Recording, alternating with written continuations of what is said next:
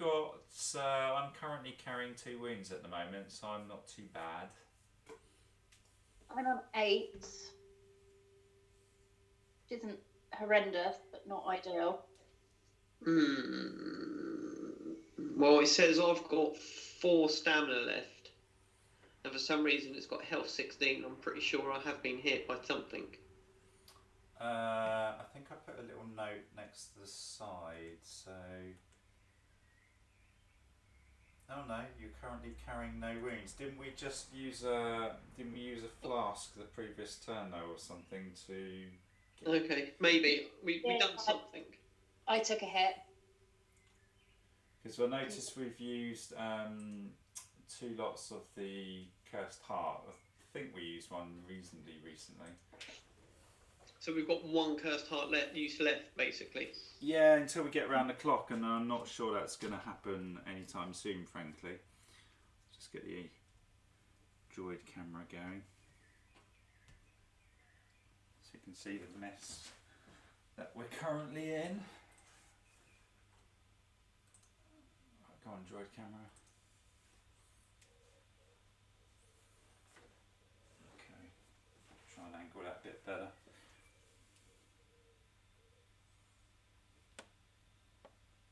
I think that gets most of it, does it? When it updates? Yeah.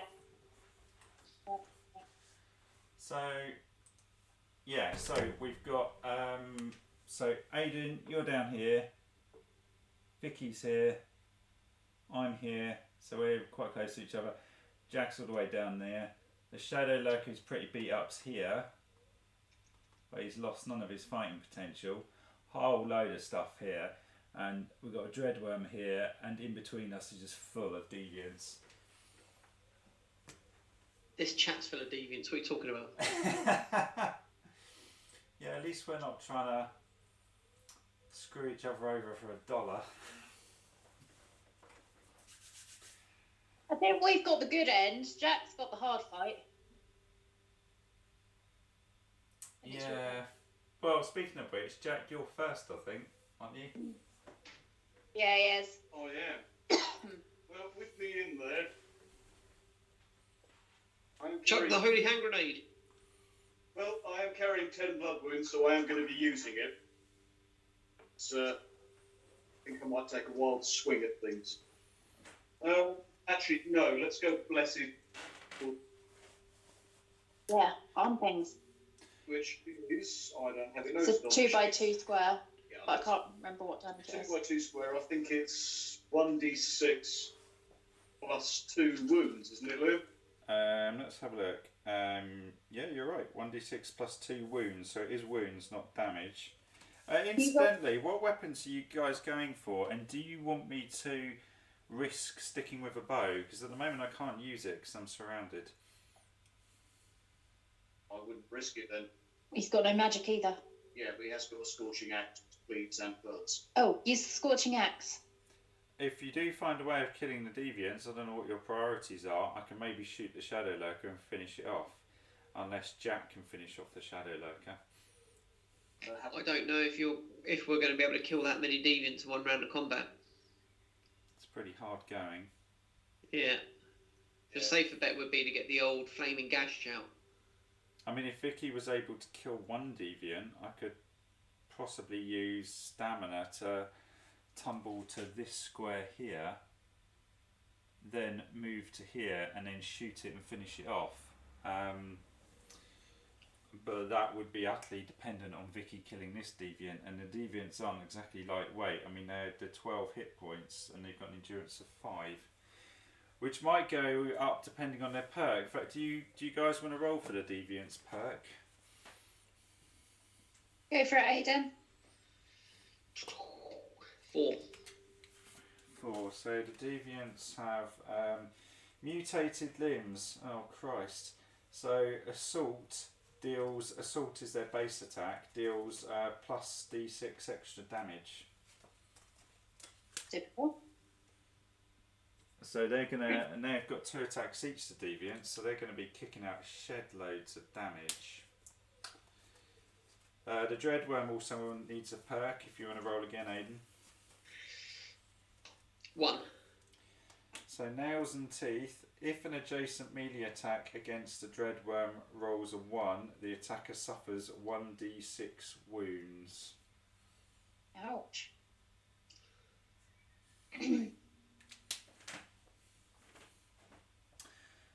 So yeah, Jack, can you take the Shadow Lurker, or do you need me to try and help you, or? Water, just quickly. Do you roll the damage for each monster individually, or is it all together? It says target an area of 2x2 with at least one of its squares in line of sight, no further than 6 away from you. Deal 1d6 wounds to each demon within the area. Roll each separately. Well, It's straight wounds. That's nasty because it goes straight through their toughness and armour and shit. Yeah. it is. I will also say it has 20 life left. I think I might be able to do it. 18. 18. There's a random black 2 on that. Oh, yeah. I missed it, of course. Okay. Yeah, I think I can do it. Okay. Let's go with the axe. I'm going to go for the axe then. Aiden, you going for your spiky balls or something else? Spiky balls. Everyone good for weapons? Yeah. Mine never changes. Okay, Jack, do your thing, whatever it is you're going to do. In the doorway. Jack is right here at the moment. You've got 2 deviants in front of you. The Shadow Lurker's here. Shadow Lurker is Down one. down 1. Right, in order for me to reach it with the axe, I'm going to have to tumble, aren't I? Yes. Which is a prick. Why don't you use the... Can you use the blessed water first and then tumble? You Or will you can have you some? can use consumables before, in between, or at the very end of your phases. Okay, in which case I may as well use it now.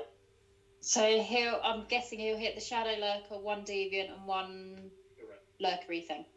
Yeah, so you're going for this batch here, I take it. But it's got to be the bottom 2x2. Okay, so do you want to roll? Do you want to start off with the Shadow Lurker then? Yes. Big fat 6. Big fat 6. What you got? 6. You got it? Oh, really? Okay. Let's do it. Okay, So so it's got that's 10 left. 5 and 1 more. What is it? D6 plus what? Plus 2, is it? Yeah. That's 8 wounds. Oh, Boom. you've done 2 more. Okay, I thought you meant 6 in total. No, 8 in total, so he'll be on... He rolled a 6. 8 total. Right. Just, I'll try and count up how many wounds you caused and tell you at the end. So that's 8 so far. Okay. That's right, Liam, done those ones. They're up to speed now. You then got this little lurker guy here. Yep. He has just taken 7 wounds. That's Well, fine. he's dead then. Awesome. Also, 3 out. 3. Oh, And you've got a deviant here, which is fresh. oh dear. 3 wounds. Okay. They've got 12 in total. Well, That's 18 wounds in total you've done so far. right. I am going to tumble south, which is a risky move because I have no stamina now. But needs be. What was it, the Shadow Lurker, what was its perk or behaviour again? Because we need to roll it. Perk is 6, which phasing. All Accursed suffer -1 to hit it and cannot cast spells or miracles against it. When the darkness roll is a 1 or 2. So it is currently on -1 to hit. Which is the slightly risky part here. It means I now need a 5 to hit it. Oh. What's its endurance? But Jack, it's not currently targeting you. Oh, cool. In which case I'd hit it on a 4. Either way, I rolled 5. Nice. What's its endurance? Its endurance is 7. Well, it's not attacking me. I am rolling 2d6 plus 2 for it not noticing me. You're not in stealth, so. No, I don't get the extra bit. Instead. Yes, you get 2 for that. Yes. Strength, so it's 2d6 plus 6. Nice. So it's -1 overall. Got 3, 6, 12 total minus them, so 5 wounds. That's pretty decent. Got 5 left. That's okay. That's 23 wounds you've caused in total so far. It's enormous, isn't it? But those flasks are really good. Holy water. Whack, whack, whack. You missed. You got another? No, I don't have another melee. I've got 3 wrist bows, though. Yes. So, wrist bow. Yeah, hit. Nice. 26 plus 6, that's 12. So that is another 5, isn't it? It's dead! Is it gone? Yeah, it's only got 60 health, hasn't it? Yeah, it has got 60. He's just another Thank you. 5. Yeah, he's gone. He is gone. Nice. That's a game changer, that. Blood wounds are gone, that's the other thing. In that case, I shall shoot the thing that I've lightly scratched in front of me with my last shot. Which is going to do sod all, because that's another 1. Okay. Don't. No, that's still decent. Did you? How many blood wounds did you recover? You did 23 damage in total, plus that last bow shot, which I didn't hit the damage on. It's alright, he's He's got them all back. He's Got them all well and back. truly got them all back, yeah. Nice. Please. Okay, well that's really good. Can you, like, store them up in a little blood bank for when he starts getting hit? He's mobile NHS. I have a blood sack. Whoa, blood sacks. That's my thing, dude. fine, yeah. You've got a bag or something. Or what?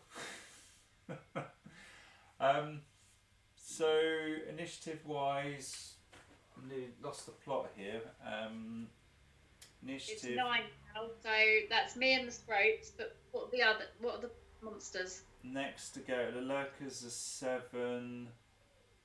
The dreadworm is a poultry 3, and the guys at the back of the chakrams are 6. That'll Oh, be no. me and Sorry, I tell a lie here. All of this lot are 6. All of them. They're all 6. The dreadworm is 3. Okay, nice and simple. In which case it's my go next, and I might as well hit something. Well, Which one do you want me to hit? Aidan probably needs a bit of tumbling space, and so the one to the north, if you manage to kill it, at least you give Aidan a chance to roll back if he needs to. Okay, so that's the one you want. That one there. What's its perk? They've got 4, which was they get an extra D6 on their assault attack at the moment. I was just checking it didn't affect my damage. So I'm rolling 3. 1 melee attack. Aidan, is that you hammering on the keys?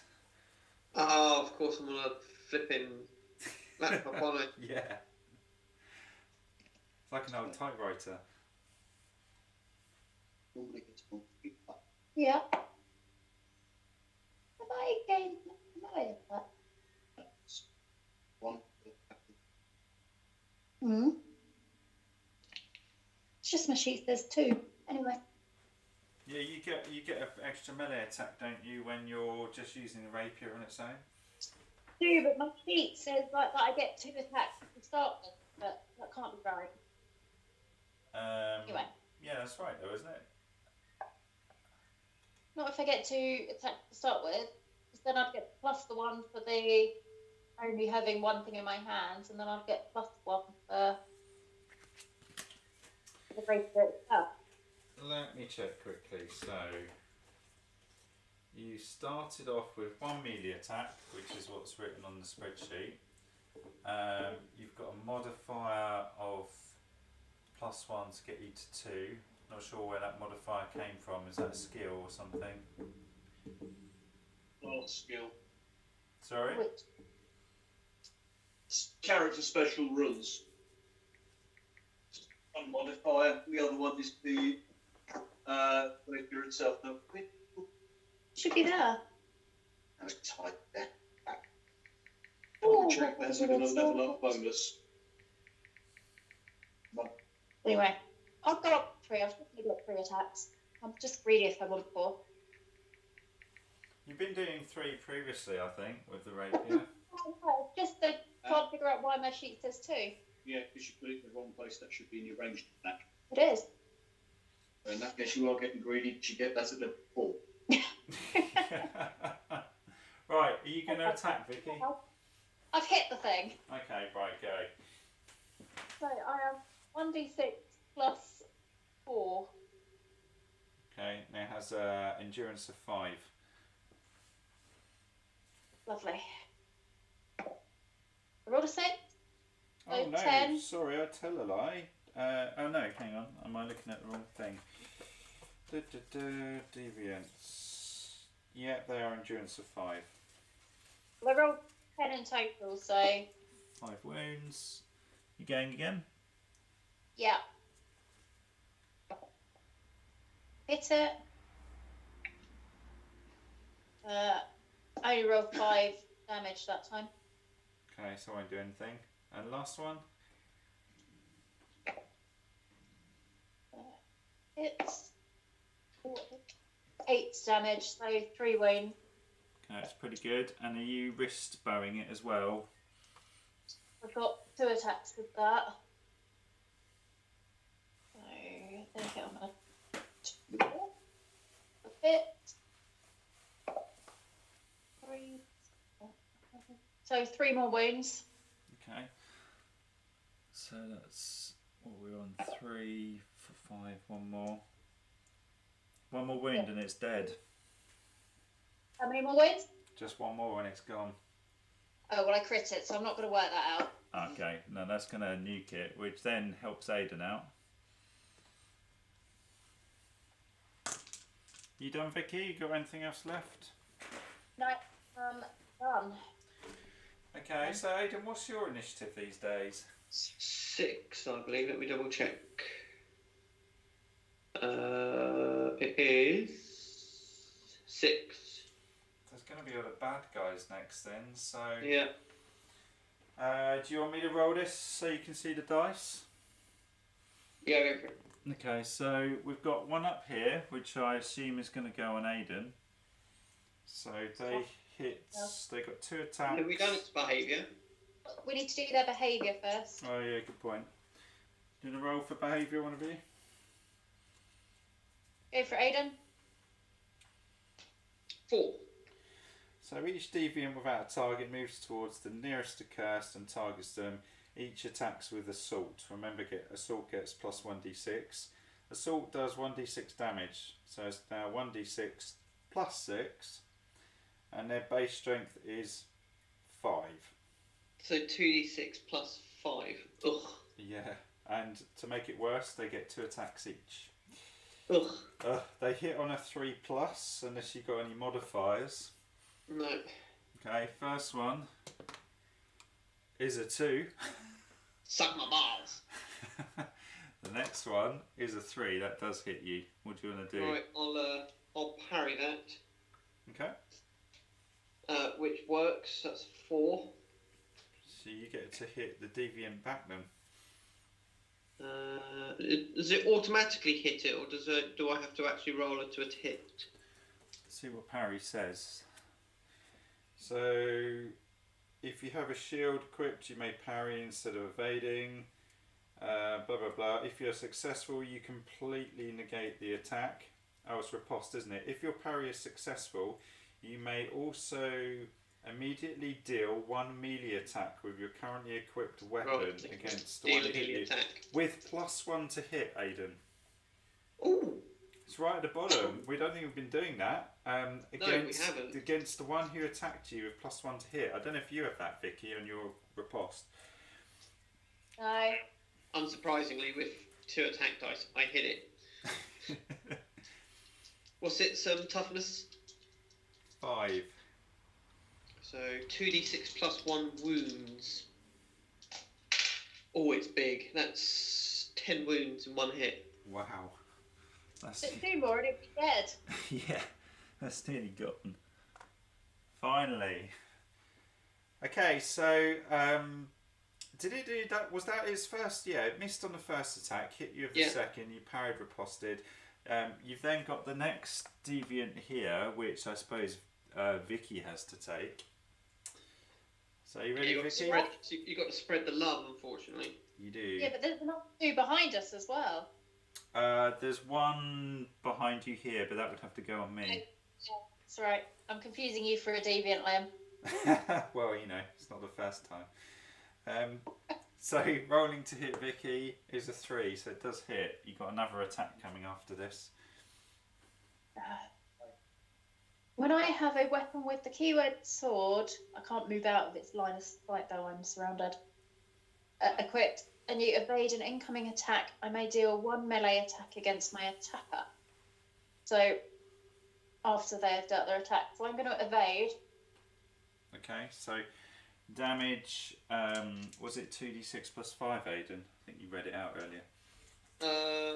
For what, for me, or... For the deviants, yeah, they're strength 5, and they get 1d6, and their perk gives them an extra d6. Yeah, it's 2d6 plus 5 minus whatever Vicky's armour and stuff is. I think that's a 3, so you've got 5 plus 6, 11. I'm okay.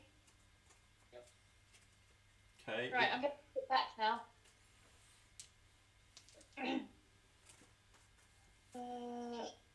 You may do a 1 melee attack, so I have to roll to hit anyway. Well, I hit it. Nice. And I rolled a 6. So 6 had 4, 10 damage. Less the 5, it takes 5 wounds. It's got another attack against you, which is a 4, so again it hits you. I will evade. Ooh, 7 plus 5. 12. I'm okay. If I can hit it, I've hit it. And I've done another 5 wounds. Well, the old riposte are doing big damage, aren't they? We then got 1 against me. I'm going to volunteer my Necro Bloat, which is -1. The old scrote. The old scrote, which is Health -1 proof. to hit. So the deviant would need 4 to hit it, which it doesn't on the first attack, and on the second attack it does hit it, so it's probably going to explode. Double 6. I'm not even going to bother working that out. So Lou is the only man in the world who leads with stroke. My scrote has exploded. I have to do an instability test because I lost a scrote. And there's plenty of 6s there, so it's not going to affect me at all. And I get 2 life back because its blood rains down on me like a bloody red shower. I'm the only one that can't get life back. No. Jack, have you been taking your life back a turn? I haven't needed to. Okay. We then got we've got 2 deviants next to Jack. So you ready, Jack? Yeah, bring it on. I can't do anything about them. I've just got to wear it. Okay, so the first one then has rolled a 3, which will hit you unless you've got any modifiers. He's got no stamina. Okay, so oh well, that one I think that's well and truly cocked, so I'll re-roll that. 4 plus 5 plus 5, 14. Okay, well, I'm taking 9 blood wounds from that. The next one hits you. 5 plus 5, 10. Okay, that's another 5 blood wounds. You then have the next deviant attacking you, which missed, and its Awesome. second attack also missed. And then do you want to do behaviours on the lurkers, someone? Yeah, okay. 2. So each lurker without a target moves towards the nearest accursed and targets them, keeping 1 square of distance between them if possible, and they attack with spear up to 2 squares away. So unfortunately Jack's now got 3 lurkers attacking him as well. So the lurkers hit on a 2+, so that one hits, and they do 1d6 plus their strength of 4. So you got 8, Jack. The next one is hit you. In fact, that's a crit, so max damage. Oh, good. So that's a total of what? Sorry. 10. Yeah. 10. Strength is 4 plus the 6. And then the next one hits you, and it does. Oh, not much better. 9 damage. 9 damage. Jesus Christ. 4 more. We're going to lose Jack, aren't we? That's right, I can bandage him. Yeah. So, to check, a crit only does 10 damage, doesn't it? Yeah.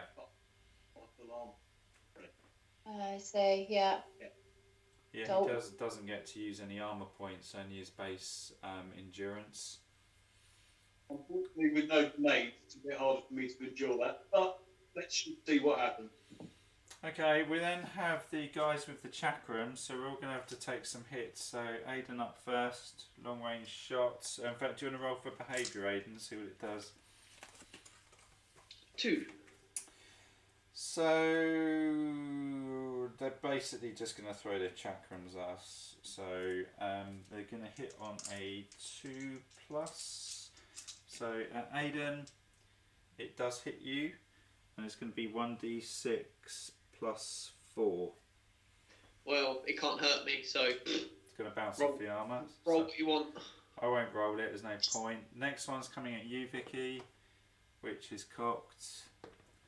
And it's still cocked because I can't roll dice. And then it has hit you. What do you want to do? What? Sorry, I missed it. What damage does it do? D6 plus 4. 10, 5 armor, 5. I will evade. So that's 8 in total. Yeah, nothing. Next one's on me. I have to take it because I lost my scrapes. And it's a 2, so it hits me. And I'm going to try and evade. So it's done 8 in total. With all my evasion and stuff, I'll easily knock that on the head, but I lose a stamina. Jack, you have cocked dice again. Yo, you've been critted, sorry. Thanks, Liam. Yeah. That's another 10, dude, with, you know, just your endurance helping you out. Okay, I'm definitely going next turn. In order to get away from these blood wounds, I'd need to score 70 wounds. Jesus Christ. Okay. Has anyone got an intravenous drip? 70. Unfortunately, the dead don't like the intravenous drip. I don't think we have any grenades left, do we? No. I need the holy hand grenade of Antioch. Yes, you do. Yeah. Shite. So, who's going to take this last shot? Aiden, or do you not want to risk it? Yeah, shoot me. Do you want to take it, Aiden? Yeah, shoot me. Sorry, it's a 1, so it misses you anyway. So, it's then Aiden, I think. Yeah, I'm on 6. What do you want to go for? You've got deviants all around you, you've got a big dreadworm. What's going to be the best overall? I would go for the Dreadworm Aiden because I'm pretty sure that I can probably, famous last words, take out those 2 deviants. The ones that have been hurt with 10 wounds each? Yeah. Okay, I'll See, I'm the opposite. I'm in Camp Deviant because they do 4 attacks between a lot of them with 2d6 plus 5 damage, and you can just tumble. But I go before them. They've both only got 2 wounds left. What if we roll a 1? I still go before them, and they still only have 2 wounds left each. If you roll a 1, you're fucked anyway, mate. So, yeah. Jack, you're fucked. The rest of us still have the thread of hope. I'm going down, I'm taking you with me next time. Keep the dead guy alive. What's the toughness on the Dreadworm? 7, and it has 28 life. Yeah, I'll start working on that then. If Vicky can guarantee killing the other 2. Well, I've got 5 attacks, so I can't get to the other deviant, but I've got 2 wrist bow attacks, which, providing a hit, will take it out. No, okay. Let's do it. Let's thwack the old Dreadworm. Okay. Right. That's a hit. Which is nice because I rolled a 3 and a 4. It's big. That's 9 wounds to it so far. That's decent. And then next attack, which is a hit. What stance are you on, Aidan? Huh? What stance are you on? Well, there's only one, isn't there? Oh, you're just constantly aggressive, are you? Basically. And the next one did a grand total of 6 wounds to it. Okay. That's pretty good going. That's good. 15 wounds. That's got to be nearly half its wounds, one attack. Yeah, It is. More than half. 14 was half, and you got 15. Spiky balls of power. Okay, that's cool. We didn't move my necroblow, did we? Is it blue? Well, no, he's got 2 on the board. Oh. Where do you want it? Well, I would have either have shoved it next to me to help me out, or I would have shoved it next to Jack if there was any chance of it helping Jack out, but... It wouldn't have survived. Stick it by you. That was too many attacks on me. Well, it could have only have gone there then. Or do I purposely leave it behind Jack, knowing that Jack's going to fall down in a minute? Actually, no. That's not a bad shout. At least you got a roadblock. You could always put it in the doorway beside Jack. Yeah, I could put it right there. Just acts as a bit of a speed bump. Might buy us a bit more time. Okay, cool. So the Dreadworm is next, I think. So I'm initiative poo, which rhymes with 2. Who wants to take the hit from the Dreadworm? In fact, it's got to be Aidan, isn't it? Yeah, just hit me. Hit me. Right, roll for behaviour then. 6. So, if without a target, moves towards the nearest Accursed and targets them, the Dreadworm attacks their target with Bite. Bite is 1d6 plus 3 damage, plus its strength of 7, so 1d6 plus 10.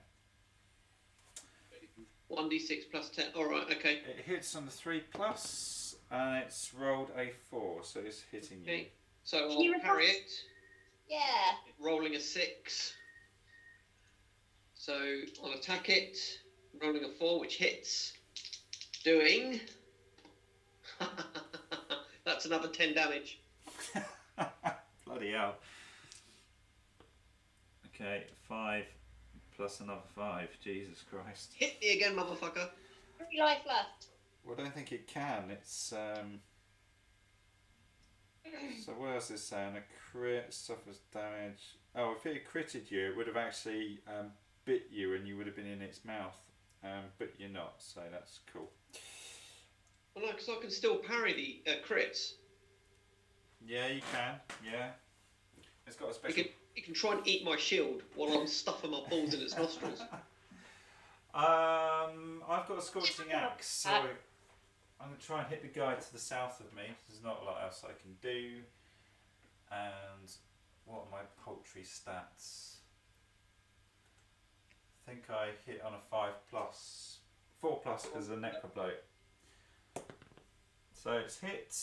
That's quite cool. And my strength is 3 + 1 for the scrote. And the axe does 1d6 + 2. So 1d6 + 6 basically. 3 + the 6 is 9. Wipe off the 5 for the deviant. So that's 4, I think. Yep. And is that all I do? Do I get another attack? Yeah, I think that was it, wasn't it? I think I get a colossal 1 attack. Yeah, it helps. I can't do anything else because there's no source, so end of the turn. Who wants to roll darkness? I'll do it. You attacked. Oh. You're the reason we have all these oogly booglies around us. Right, I'm claiming it because I'm about to die and I might curse a lot of you with me. Oh, I've already rolled the dice, but okay. Oh, that's disappointing. What'd you get? I rolled a 6. What did Aidan roll? I rolled a 4. Okay, well it's well it wasn't a 1, so that's the main thing, isn't it? So we'll roll a dice. Vicky, do you want to roll it on a? In fact, I'll roll it on a 1 to 3. We go with Aidan. On a 4+ we go with Jack. Liam, we decided Aidan was sacked. He rolled the last one, and by our standard rules, Aidan always gets sacked. Well, whoever rolls the one gets sacked. Okay, well Aidan is sacked then. So Jack rolls a 6, which means we have maximum source. Thank you, Jack.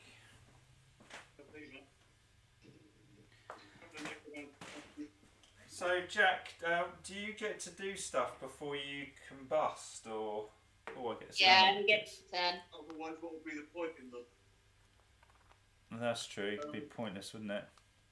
I do just have to point out quickly, Liam. Just as I'm about to fall over dead, you brought your scrote over. Were you just aiming to teabag my corpse? Well, that wasn't the plan, but now that you've sown that seed, I might consider it. Well, I'll wild swing at one of the little buggers in front of me. Well, do you want to go for this guy because you've already done 3 wounds on him?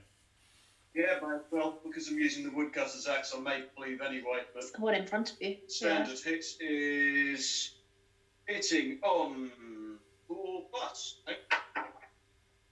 Well, I hit it 5, so 2d6 + 4.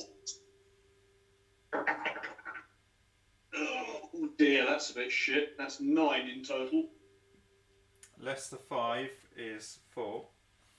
So, woohoo, that's 2 blood wounds off my total. I would note them, but I don't think there's much point. That puts me on to 33. Right, second melee attack aiming at the same guy. Crit. So, 2d6 plus 2 plus... Okay, so it's 18 in total minus 5, yeah? Oh, he's well and truly gone, so you get to cleave through. How much life did it have left? 5, 6, 7, 8, 9, 10, 11, 12. That would have been another 5 wounds you would have done there. Right, okay, well I only get to count 4 of them, so that puts me on 29 in total. Wait, 4. So I get 1 back grip, 2 would do. Right, so cleaving through. That missed. Never mind. Any Wrist more hits? crossbow time. Yeah, 3 wrist crossbows. Nice. So I shall aim at same one, I guess. May as well. Well, he's got the least endurance, so probably the easiest to kill. But it's a hit. Upper wrist crossbows +1. That's 11 in total. So he's 6 wounds. Yep. Yep. Going again? Yep. I shall go at the. And how much life has it got left? Another 6. Yeah, I'll go for it again. That's a hit.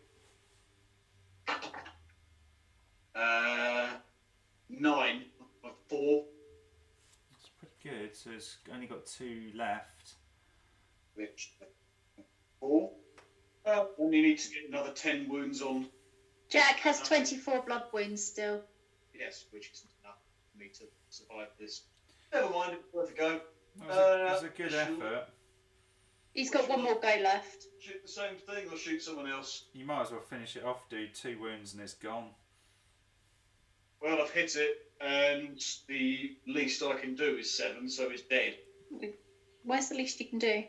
Because it's 1d6 plus 2 plus my Perception. prospect. Which is 4. Nice. So Yeah, at least minus the 5 is 2, so it'd kill it anyway. Cool, so, well, you've done well, but you still bite the dust, don't you? I do. That was just 4 past my limit in the end, which is a bit of a shame. Have we got no other way of you dishing out any more pain? No. No, because Jack can't. My corpse can fall on them, that's it. I can't throw anything else at them, that's the lot. You Do I can't- take the full 23 wounds, or do I take the max life I have? The max life you have. Yeah, you don't run past your health bar. There we go, I'm down. Oh, crap. Okay, so Jack's on the floor. It's high. Yeah. Okay. But I mean, No. to be fair, Jack was having to deal with an entire room by himself. 2 waves as well. Well, we got ambushed on our way to you. That's the problem. So, Vicky, I think you're next, Vicky. Cool. So, have I got the wounded deviant still right next to me, isn't it? That one's there, and this one's next to Aiden. They're both on We got 10 one. wounds. Do you want to roll for its behaviour? No, because You it's want me your to do go. it? Its behaviour changes each time. Its perk stays the same. Six. Oh no, It's behaviour. okay. It's right. Ignore me. It's my go, not theirs. Oh, okay. I'm a bit in advance. You can Sorry. skip your go if you want to, Vicky. Technically, it's a rule, and I can do that, but I'm not going to. Okay. But I just crit it. Well, I think it's dead then, isn't it? Yeah, and using my rapier, I am going to move. Is it? I'll tell you what. I might step forward. What's the Dreadworm's endurance? 7. Whereas you've got a deviant right next to you. Okay, well I won't move yet. Then I will hit the deviant, or at least attempt to. I hit it. Obviously, I'm trying to save my own neck here. Yeah. So I've just done 6 damage to it. So that's what, 1 wound. Yep, takes up to 5. And I didn't hit it again.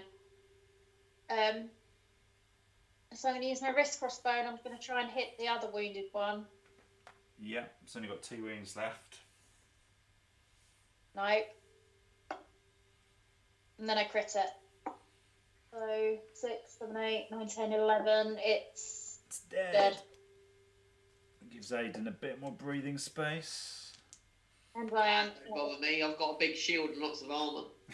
Matt Wall. I didn't realise your riposte was +1 to hit. That's amazing. No, I didn't realise either. Okay, so we're done, Vicky. He lost all his souls. Sorry, Vicky. With Jack dying, does that mean he lost all his souls? Yeah, he does, which is a real shite. So Jack has lost 72 souls. Ouch. Ooh. Yeah. Can't we donate him some of ours? Well- No, we really want to take his off of him. Yeah, I mean, we can spread the love when we get out of the dungeon. If we survive this, we can, we do share. Redistribute the wealth. That's right. What we don't do, What a we bunch don't of commies we are. Sorry, Vicky. Well, I was getting, guys, it's a shame he's lost them all. No, it's fine. We just have to redistribute. It's a party loss rather than his loss. Exactly. Yeah. I mean, okay, it's a big hit. We have to pay for damages, but then you look at how much Jack has killed as well. It's been enormous. Yeah. It's a shame because Jack's character is a bit like a glass hammer. I mean, we almost need to tool him up with more grenades when we send him into dungeons. Yeah, agreed. Because like damage is his tanking, isn't it? So Yeah. Yeah. It's a shame we discovered that a bit later into the quests, but Celebi. So we've got all the bad guys next, so we might as well start with the one deviant that's left. Someone want to roll for behaviour, see what it does. yeah, okay, I'll do it. 3. Yeah, we've had Jack, you might as well play the bad guys, haven't you, for the moment? I was going to say, if not, I can just go fetch myself a beer. Well, you can get a beer and play the bad guys. You can be a drunk bad guy. So, what's the behaviour? 2. 2. Each deviant without a target moves towards the nearest accursed. Each attacks them with assault, which has the extra damage. So this is going to be strength 5 plus 2d6 damage. That either goes on me or it goes on Vicky. Can't he hit me? I have no stamina and I've already taken 8 wounds, so would you mind taking it? Okay, so Jack, do you want to roll to see if it hits me? Does it hit on a 2? No, it hits on a 3+. Thank you, Jack. What did its behaviour do? Move to you. Oh yeah, I remember. Then we've got all this crap up here. So, someone, Jack, do you want to roll for lurkers? See what they behave like. Unfortunately, that's a 6. So they're going to move to within killing distance, staying a square away. So, in fact, they don't actually even have to move. They're all going to wail on the scrote. So my surviving scrote is going to get hit on a 3+ because it's slippery. So, Jack, do you want to roll away? That's a crit. What? So that's going to be 4 plus 6. How tough are my balls? They have an endurance of 3. It's not massively tough, are they, the old balls? No, it's got 1 life left. So next one, roll again. That's a 3. That will hit. So d6 plus 4 damage. With an automatic death. That's a total of 5. I did roll a 1. A total of Just it's, yeah. its endurance is only 3, so yeah, it's gone. So I have. Albert. I've got to do another instability test to see if I go a bit skits. You get 2 health back. Sorry? You get 2 health back. I was already at max. Shit, I failed to roll with 8 dice. What? I've just acquired 2 insanity. How the hell is that possible? That's Okay. a shocker. It's pretty poor, so my insanity's gone to 2. Awesome. Then we've got, last one can't hit. Then we've got these 5 guys with chakrams. If you want to roll for behaviour, Jack.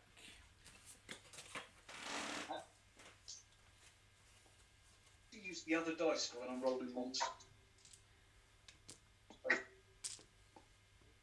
Yeah. Behaviour 6. Okay, they're just going to toss them at us. So, Aiden, first up, hit on a 2+, Jack. What am I doing, sorry? Jack's rolling to hit you with a chakram on a 2+. Alright, silly boots. That's a 5. Okay. I don't think it needs. What's its damage? 1d6 plus 4. Yeah, it can't even hurt me. Actually, let me double check. No, can't hurt me. Okay, Vicky is next to be hit, Jack. I'll evade if it hits. No, you won't. Oh. Laugh at it. It missed me. It just threw it behind Phil. I'm next up for the chop. That's a 2. Oh, I've been hit. I'm going to go for an evade on that if you want to roll for damage, Jack. Okay.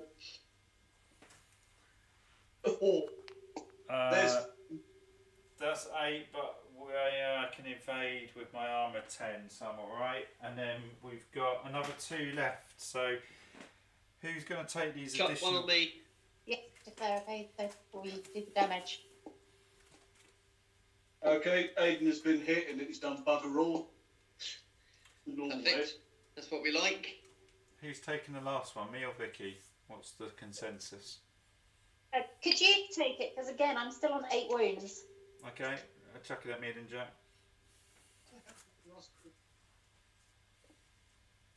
Yeah. Because it's not going to affect anybody else. I mean, we could use the last blast, but I've got bandages left. I can bandage you up. Well, we could.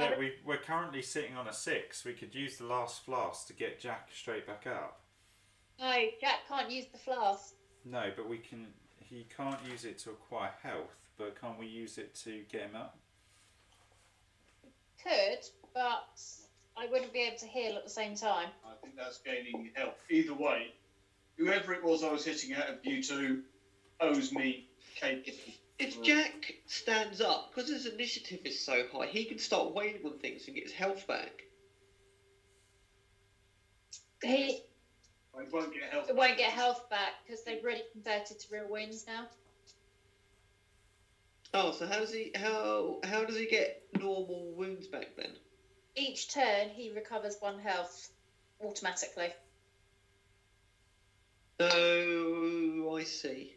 Yeah, but when I get walloped, until I've got to get my turn's blood wounds, I get to recover 1 of those for every 2 wounds I cause. So if we can get, once we get this dreadworm down, if I can get it by Jack or in front of him, so I'm then starting to take all the damage, he can wake up and start regenerating and start shooting things anyway.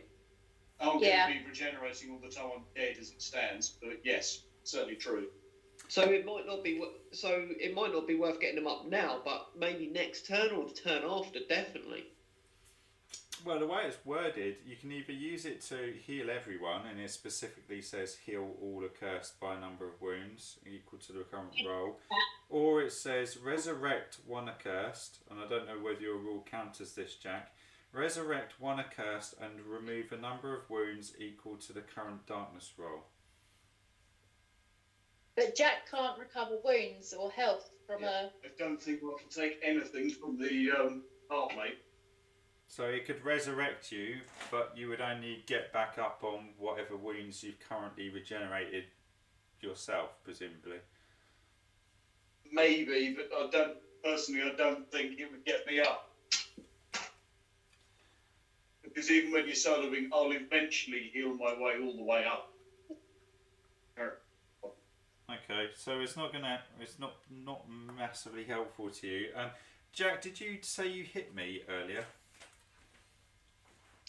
No, I said that whoever it was I was meant to be hitting owed me either cake or beer or affection. Oh, okay. Well, take your pick and I'll send it in the post. I put cake in the picture in the chat. I missed that. I'll have to have a look. Oh yeah, it was multicoloured cake. Oh, amazing. Oh, We made weekend. rainbow cake. That's awesome. It's Yeah. not very Darklight though, is it? Much. I did the crumb layer and didn't decorate it any further. Vicky, it's not very Darklight, is it? That's quite colourful. Well, to be fair, we have. It's very colourful. Look at the next picture. It's the monster cake. Someone's got a big grin on their face. It took us all a Saturday and then I decorated it Monday. Nice. Same size as Vicky's head, so of course she's. So this bake-off moment was brought to you by Vicky Cons. Right, so I think we're done on bad guys. It's all flavoured, different flavours as well, each level. what are the flavours running from top to bottom? Strawberry, orange, vanilla, lime, which actually tastes like chocolate lime, which is quite cool. Then we have blackcurrant because we couldn't get hold of any blueberry.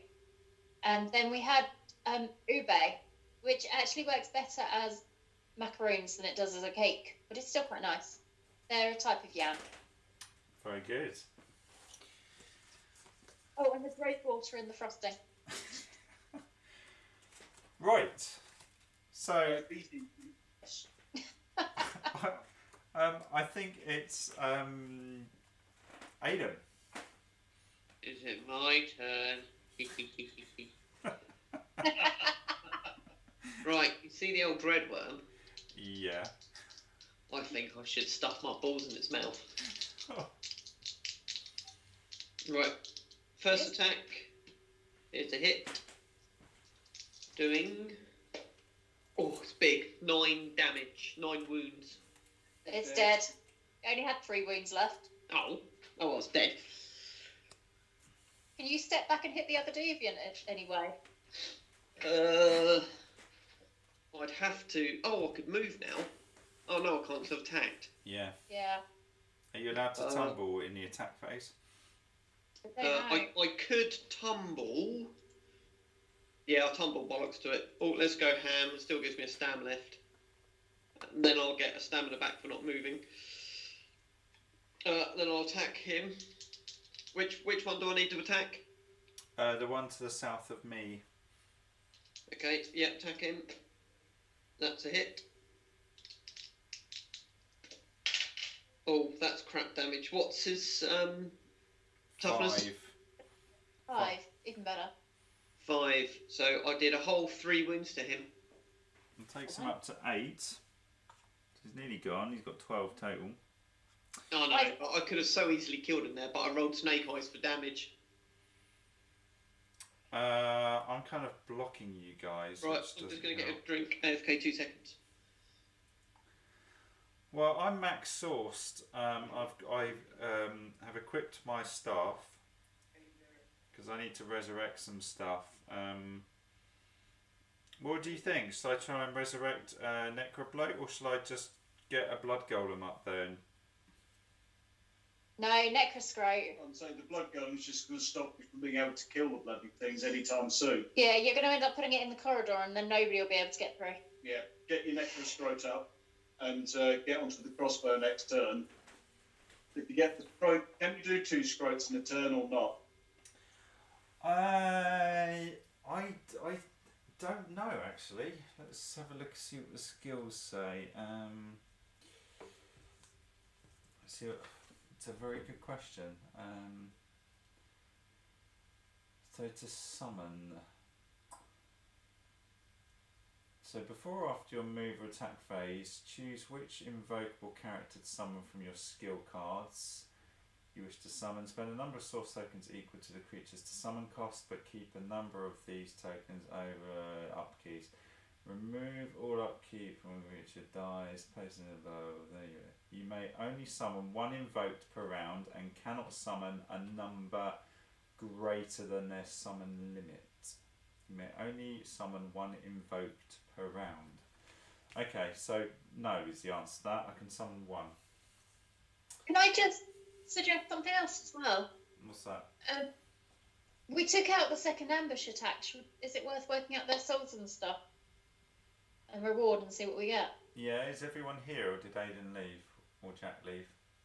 Aiden has left for the second. I'm still here. Okay. So it probably makes sense to work it all out in the interlude. Okay. Just mentioned something. So what did we do? There was a deviant. Trying to work it out here. Dreadworm and 6 deviants. So the deviants were worth. Well, the Dreadworm, first of all, got that to hand, was worth 20 souls. And there were 6 deviants, which were 4 souls each.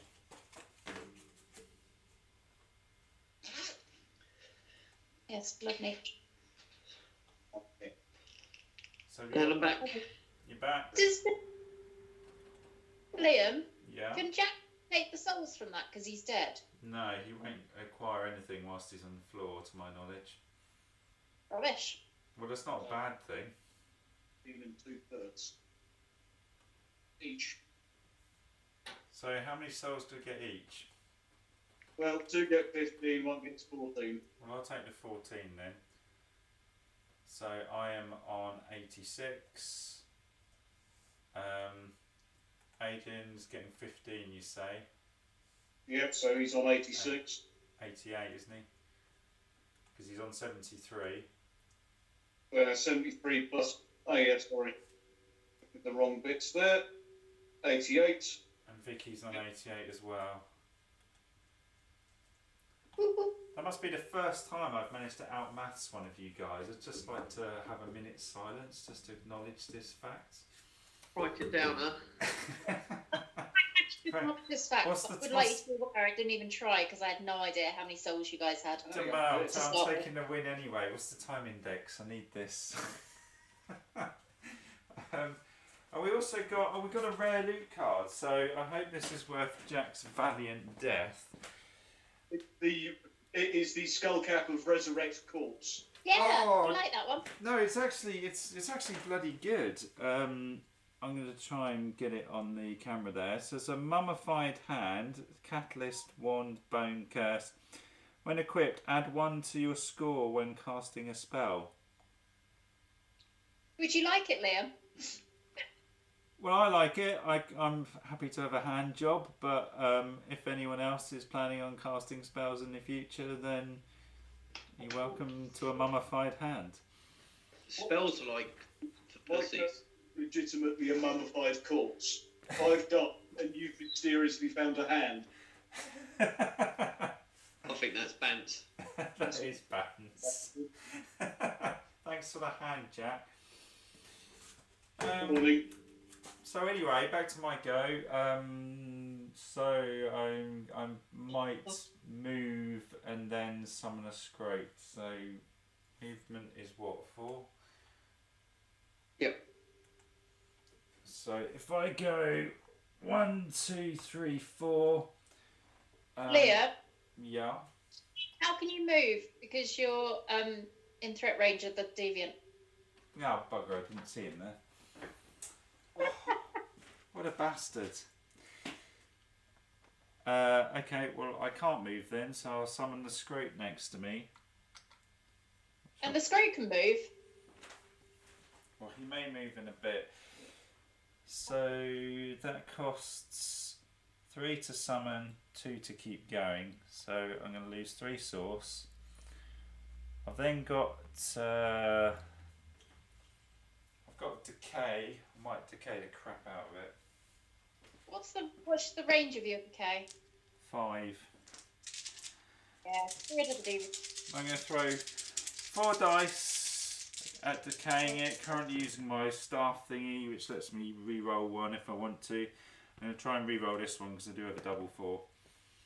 That's cool. So I've passed it. I've got no doubles, so no source burns. I don't know who wants to roll this. Maybe Jack. But it's on an endurance 3 test, Jack, and it has 5 dice to roll. Okay, so 5 dice needed. No, don't use those dice. They actually roll 6s. That one and that one. So 5 dice, no 6s. 5 dice. Then, no, I've got 3 5s though. No, that's not good enough. It needed 3 6s to dodge this bullet, so it's going to suffer D6 wounds plus 6. So, oh, that's annoying. 7 wounds, but that is enough to kill it. And on that note, I made a mistake because I hadn't realised it was still on the board either. He added to the total of souls we just took. No, because I gave you the numbers. I read out 6. Oh, okay. I just forgot it was still on the board. So it doesn't screw up the maths. So he's gone. I haven't moved, so I get a stamina back. I spent 4 source on decaying the bastard.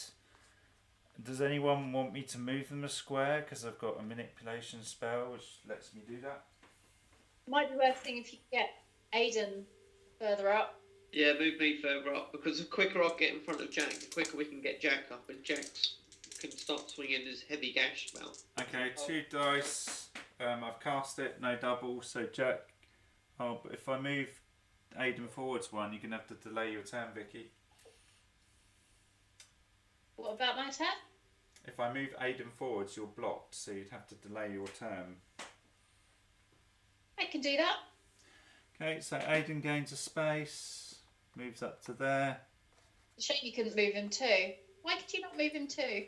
Well, maybe I can. I threw 2 dice at it. How does manipulation work? Is it based on the number of dice you use? Yeah, you can use more source. You've still got 2 source left. And then you can move in the amount of spaces that you rolled dice. I don't know if I would have risked rolling 3 dice because the source burns can be quite nasty on. I still think you should move him 2 because you rolled 2 dice. Actually, I would because I can re-roll one of my dice with my staff. So I'm going to chuck another one at it, and it wasn't a double anyway. So you may move them 1 square for every source dice used. So Aidan can actually go another 2. So he's up there. There you go. Good shouts. Put him in the doorway next time. No, he can move 5. So well, we can only get as far as the doorway anyway. Aidan But that's good. He can get into the fight now, I think. Yeah, So you can. So it's darkness roll. Whoever's doing that. That'd be Jack. Thank you.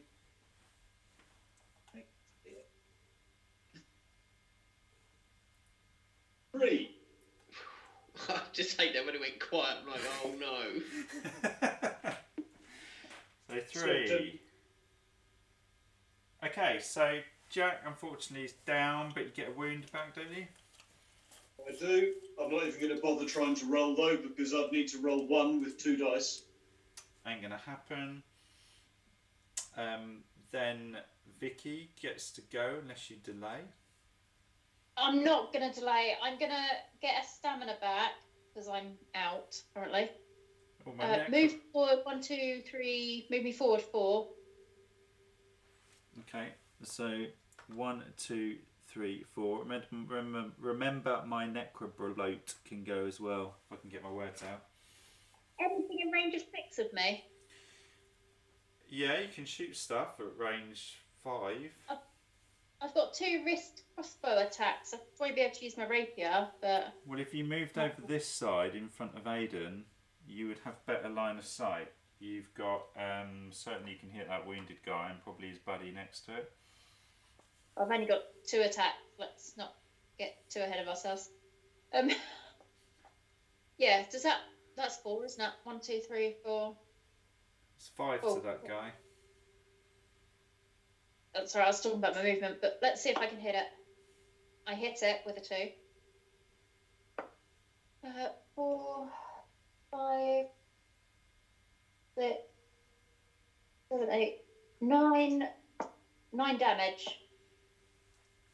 His endurance is 7. So 2.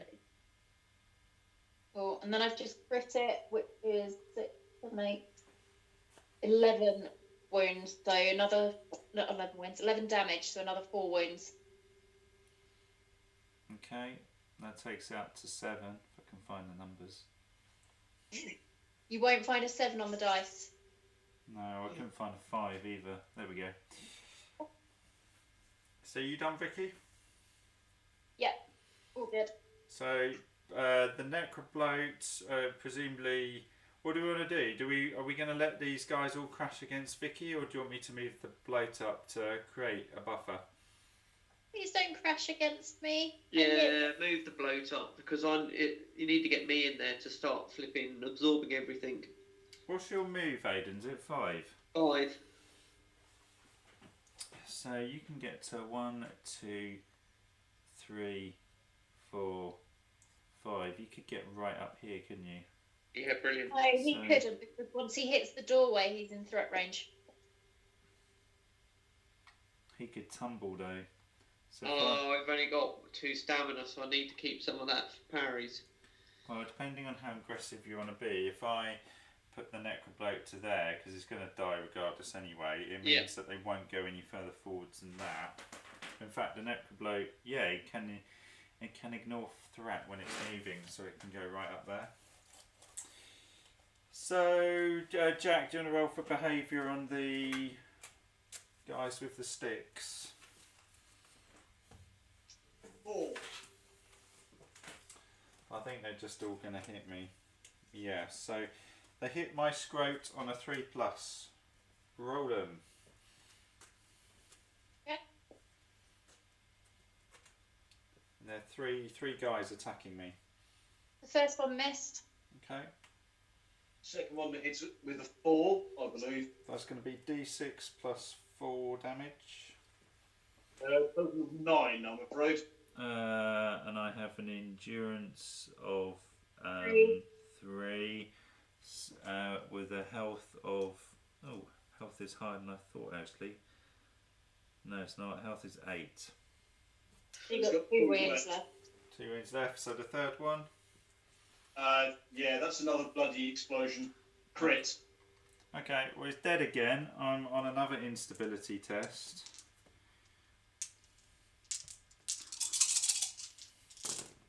Which I passed this time. Got 2 6s there, and I get 2 life back. Makes no odds.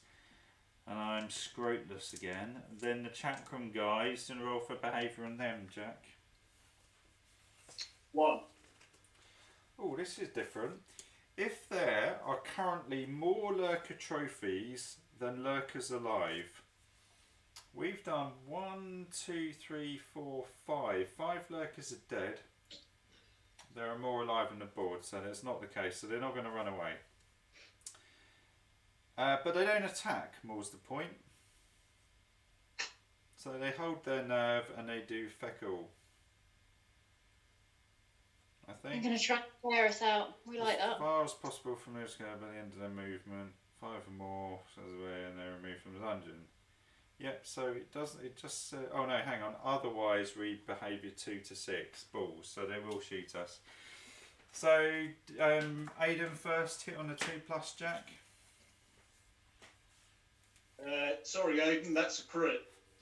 Oh, don't like that. So Right, six plus. Sorry, D6 plus 4. Right, okay, so... Probably still ride it even without using your armour, I'd have thought. Oh, I know, because my crit hit damage, so it's no armour, isn't it? It's just agility. It's just endurance. Oh, endurance. Endurance is 4, so that'd be 6 damage. I could evade it. So you'd be up to 8. The worst you can take if you evade is 2. Yeah, I'll evade it to take 2 damage and sod it. But you will lose a stamina, dude. Yeah, that's fine. It's worth it. And whether roll or not, Lou. Aiden's What's cool. them? Aiden's cool. Yeah, that's cool. That's right, 14 wounds.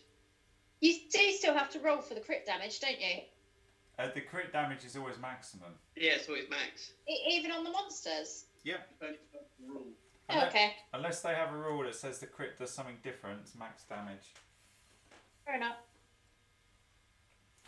Okay, so Aiden takes 2 wounds, was it? And and loses a stam. Vicky, you're hit on a 2+. Did you hit me? It missed me. Oh. Next, Okay, I'm hit on a 2+. you've been hit, that's a 4. I'm gonna throw a stamina at this to evade. Do you wanna roll away? I've rolled a 4 there, so total of 8, I believe. I'm good. I shrug that off then. And then, who wants to take another hit? Yeah, go for it. Nice. Oh no, Did you crit him again? you did. Oh. Sorry, buddy. Cool. Oh, bollocks to it. I'll use up my last stand. It's fine. I even used the non-good dice. What?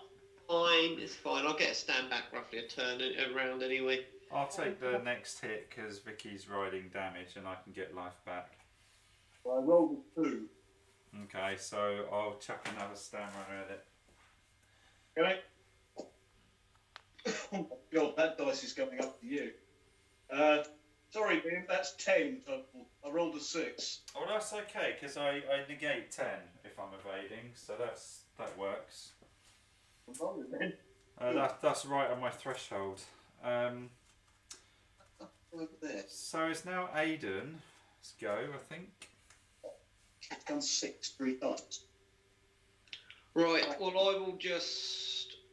Where am I? Just... can run into the doorway. Yeah, I'm gonna have to run into the doorway and hit something. 4 gets you today. You can't go any further without tumbling.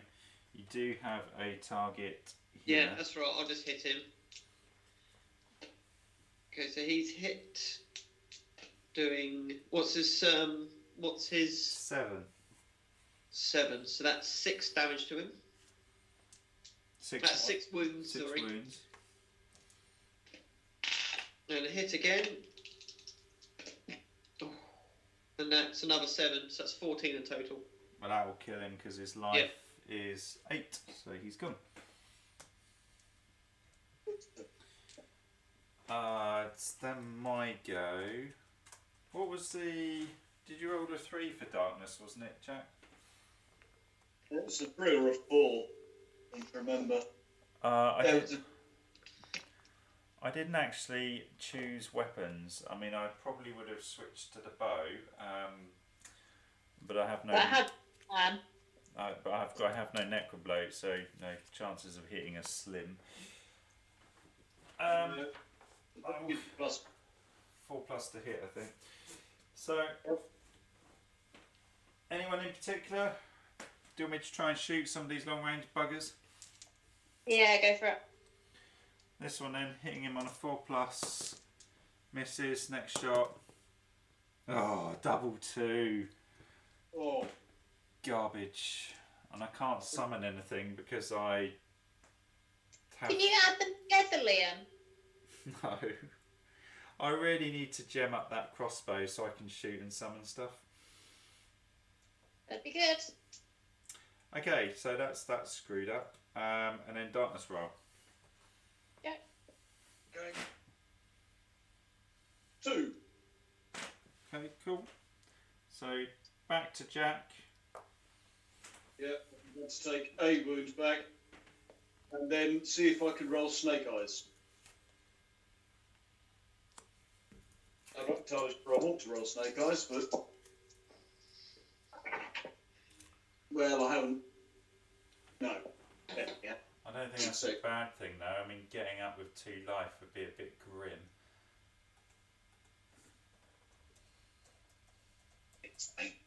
Okay, Would. so Vicky, are you next?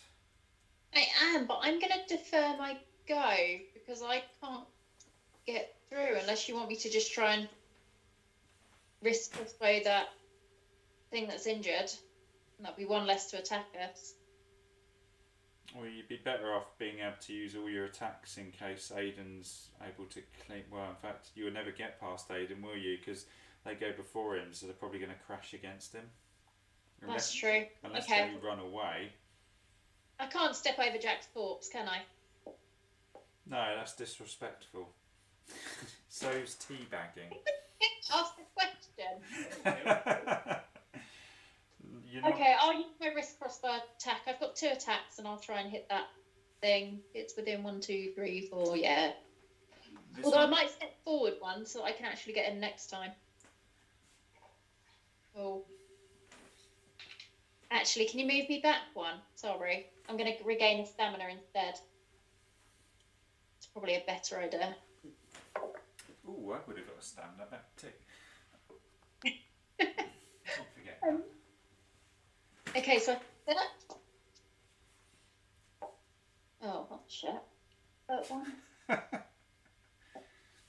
6 damage. I'm assuming that does nothing. No, the defense, the endurance is 7. Right, my comeback is I just rolled a crit. The 6, 9. So I rolled 11, so 4 wounds. That will kill it actually. Will it? Yeah, we've only got 8 life, Oh, awesome. so it's dead. Oh, that would be the deviants. It's in the bad guys if you want to roll for behaviour on them, Jack. Okay. 4. On the Mercury dude. So they're going to crash into Ada. In fact, he won't move at all because he'll keep a square space with his spear. So Aiden is hit on a 2+.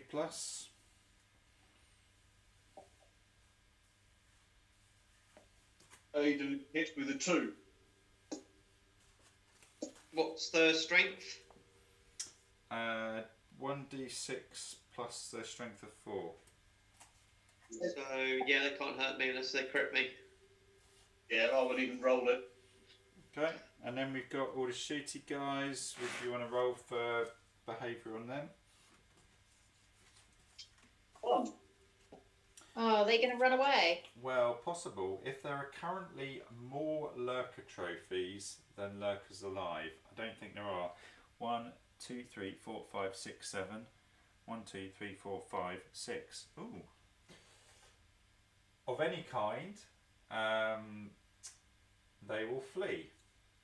So if fleeing, move each lurker, ignoring threat, as far as possible from the nearest accursed.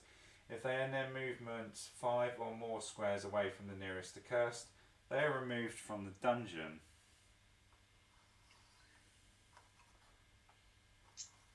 So all of them are going to disappear. No, I don't think 1, 2, 3, 4, 5. 1, 2, 3, 4, 5. They're all gone. The annoying thing is we don't get the souls for it. We didn't kill them. Possibly not. Possibly not. I would have to go rules check it, but for the sake of just getting on with it, we'll say no. But we have killed one of them. But at the end of the day, that massively helps us potentially get out of this dungeon. Yeah, I think we're lucky just to. I'm glad that we found the quest room because, let's face it, we're not going much further than this, really, are we? This dungeon has been fucking horrible. It's just been a meat grinder all the way along this corridor. We have been, I think, rolling above average on the amount of ones we have rolled. It doesn't help that this particular scenario there are no event cards. It's just monsters and that's it. So, you know, you'd expect 50% to not be battles all the time. Yeah. So, Aidan, you're up next. You've got one dude left. Yeah, move me up and I'll hit him. First attack is a hit. What's his toughness? 7. 7. So that's 5 wounds. Next attack hits. Doing another 5 wounds. Dead. He is dead. I still have to go and stand next to the sarcophagus and search, though, and it's not my go. No, so I mean, it still could go a bit wrong. So we've killed that, but we get to sort this out. So in terms of soul count, we have 1 lurker scout that we killed because the rest buggered off, which was worth 4 souls. We've got 6 lurkers who are worth 4 souls. That's 28 total. And we have a shadow lurker that was worth 20 souls. Yes. 48 souls total. 3-way So- split. I'd like 3. Yeah, 16. 16 each. Obviously not Jack. 16 each. Why does Jack not get the souls? Because he's on the floor. The only problem we have is, do we have to drag his body back to town where he's still on the floor? Well, no, because he gets up anyway, doesn't he? Regardless. And yeah, he if we get out of the dungeon, he basically gets resurrected in town with us, basically, because we've got the Grim Warden looking over us. Yeah. And he naturally regens 1 wound around anyway. He does. Yeah. Yeah. Okay, so what are you doing then? Well, I've got you on 104 souls, Aidan on 104, I'm on 102, and we pick up a reward for that lot. It better be good. It's a rare card for the Shadow Lurker. So we have. Let's just shove this in front of the camera. I don't know what it is yet. We have an axe. So melee axe iron wood, 2 plus strength required, deals 1d6 plus 1 damage, cleave, critical hits cause 3 damage. It's not Hang on, I'm particularly. going to go AFK a second. Not We particularly. might as well carry it to town. You just want to hold on to it, Liam? I don't know if I've got the weight, to be fair. Let's have a look. But I can, or Jack can. I'm actually on my limit. No, I'm not. I'm one off. Can we put it on the corpse? No, I can carry it, actually. I've just about got enough. So I'll take the axe. Acts of nothing. The axe of disappointment. How much is it worth, though?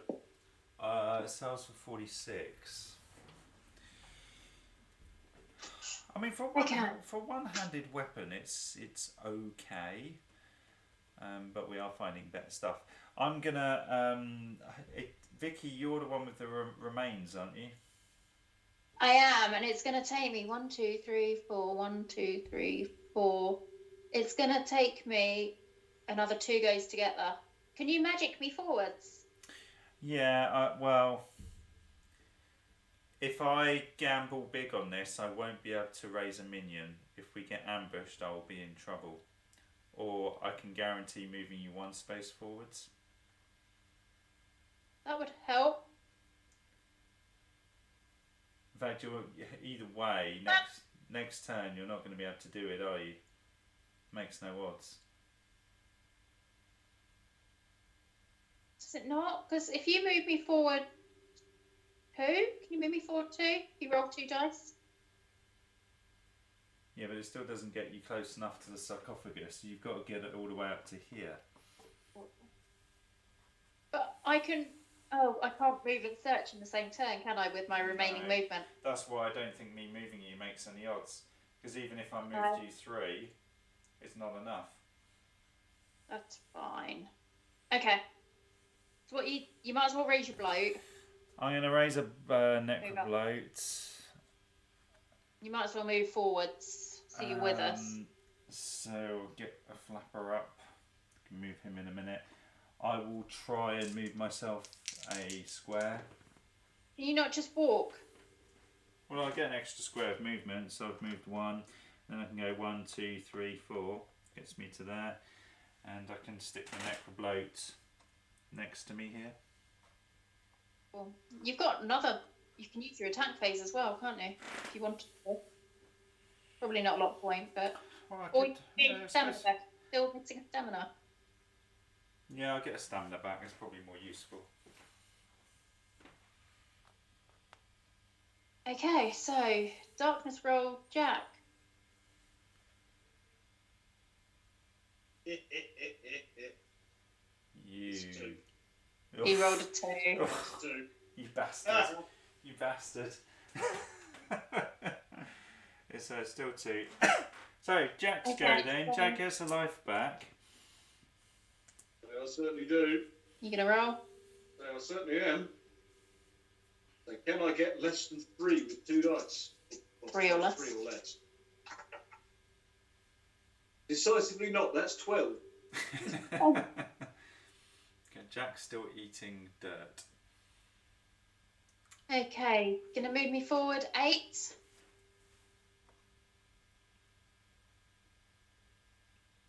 I guess you right here. I'd have to step 1 forward, wouldn't I, before I could search anyway next turn? Yeah, unless I move you forwards a square, just in case anything mad happens, I could do that. So, Aidan. Don't think Aidan's with us, is he? He's on mute. We're kind of at a stage where might as well gain a stamina back and move forward. Okay, so let's gain him a stamina then. So, and then, shall we move Aidan the other side? Yeah, he said to play for him anyway. He's on an important phone call. So here, or do we want to push him up a bit more? No, I think there gives him options. Okay. So then my go, I might summon another necrobloat, do exactly the same thing again, and this time I might try and move you a square, Vicky. That would be lovely. So you've moved up a square, I get another flapper. I don't need stamina, so I get to go 1, 2, 3, 4, and I'm gonna just block off my rear with 2 scroats because it sounds cool. Yeah. Okay, darkness roll maestro. At least I'm stood next to the sarcophagus now. Yeah.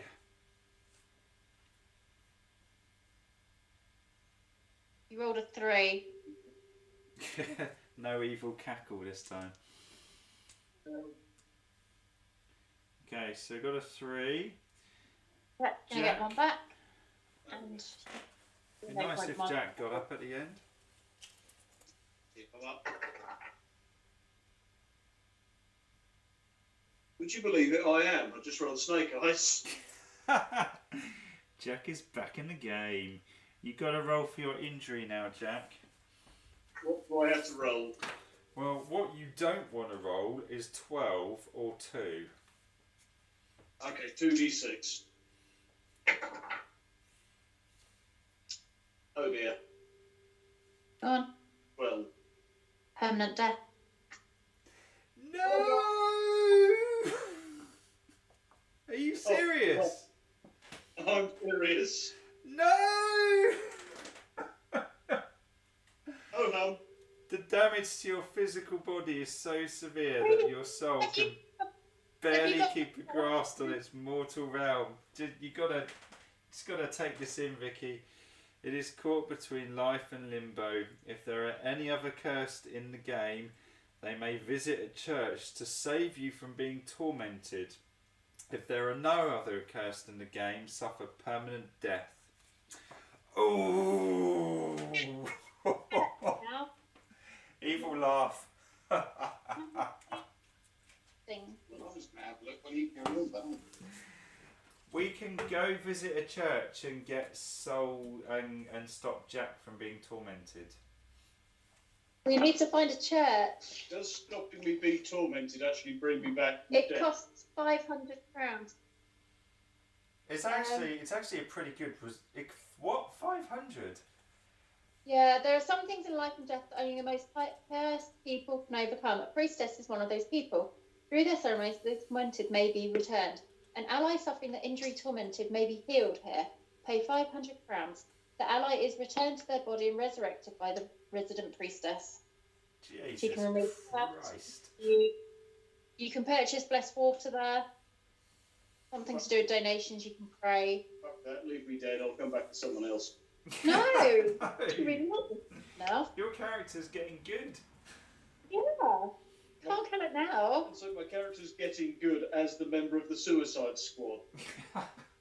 No, you're about to get your V for Vendetta knives, and you kick ass when you're kicking ass. And we're about to load you full of grenades. I'll just stuff them into me. Yeah. Look, we don't leave the dead behind, okay? I am, however, The church. I think this deserves a shot of whiskey. Can we? Is there space at the town we're at to be able to find another building? Oh, there's always a church, I think. I'll double check, but... Just for the record, I'm very disappointed that there are no X typed in the chat whatsoever. Oh. The church on the map. Yeah. I have the other bit. Why are you making me? Your one on your feet. Okay, right, Yeah. on to the spoils of Warden. I did one I still. So, this particular mission... So Jack's back, he's just a gibbering wreck. The group as a whole receives 1d3 rare loot cards. Now who's going to roll this, or do you want me to use the spinner? No, the spinner gave us a 1 last time. I'll roll it. I rolled a 4. Well, that's pretty decent, that's 2. Go with that. So, rare loot cards coming up.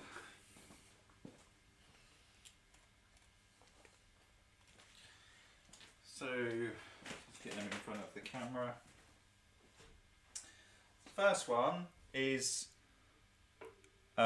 tribute to the Algorus.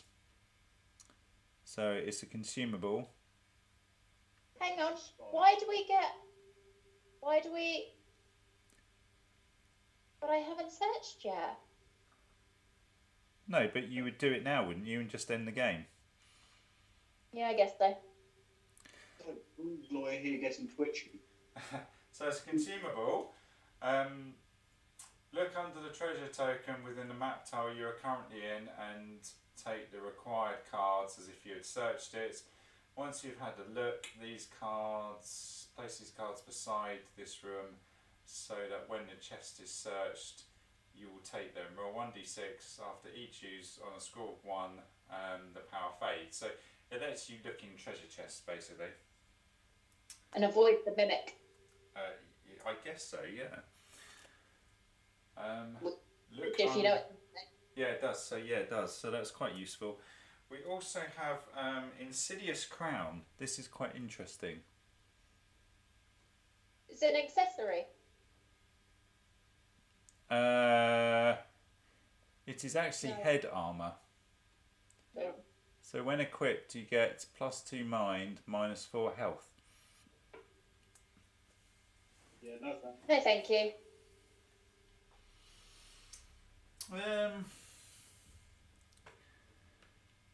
Well, I've currently got the Heretic's Hat, +1 evasion, +1 mind, -1 charisma.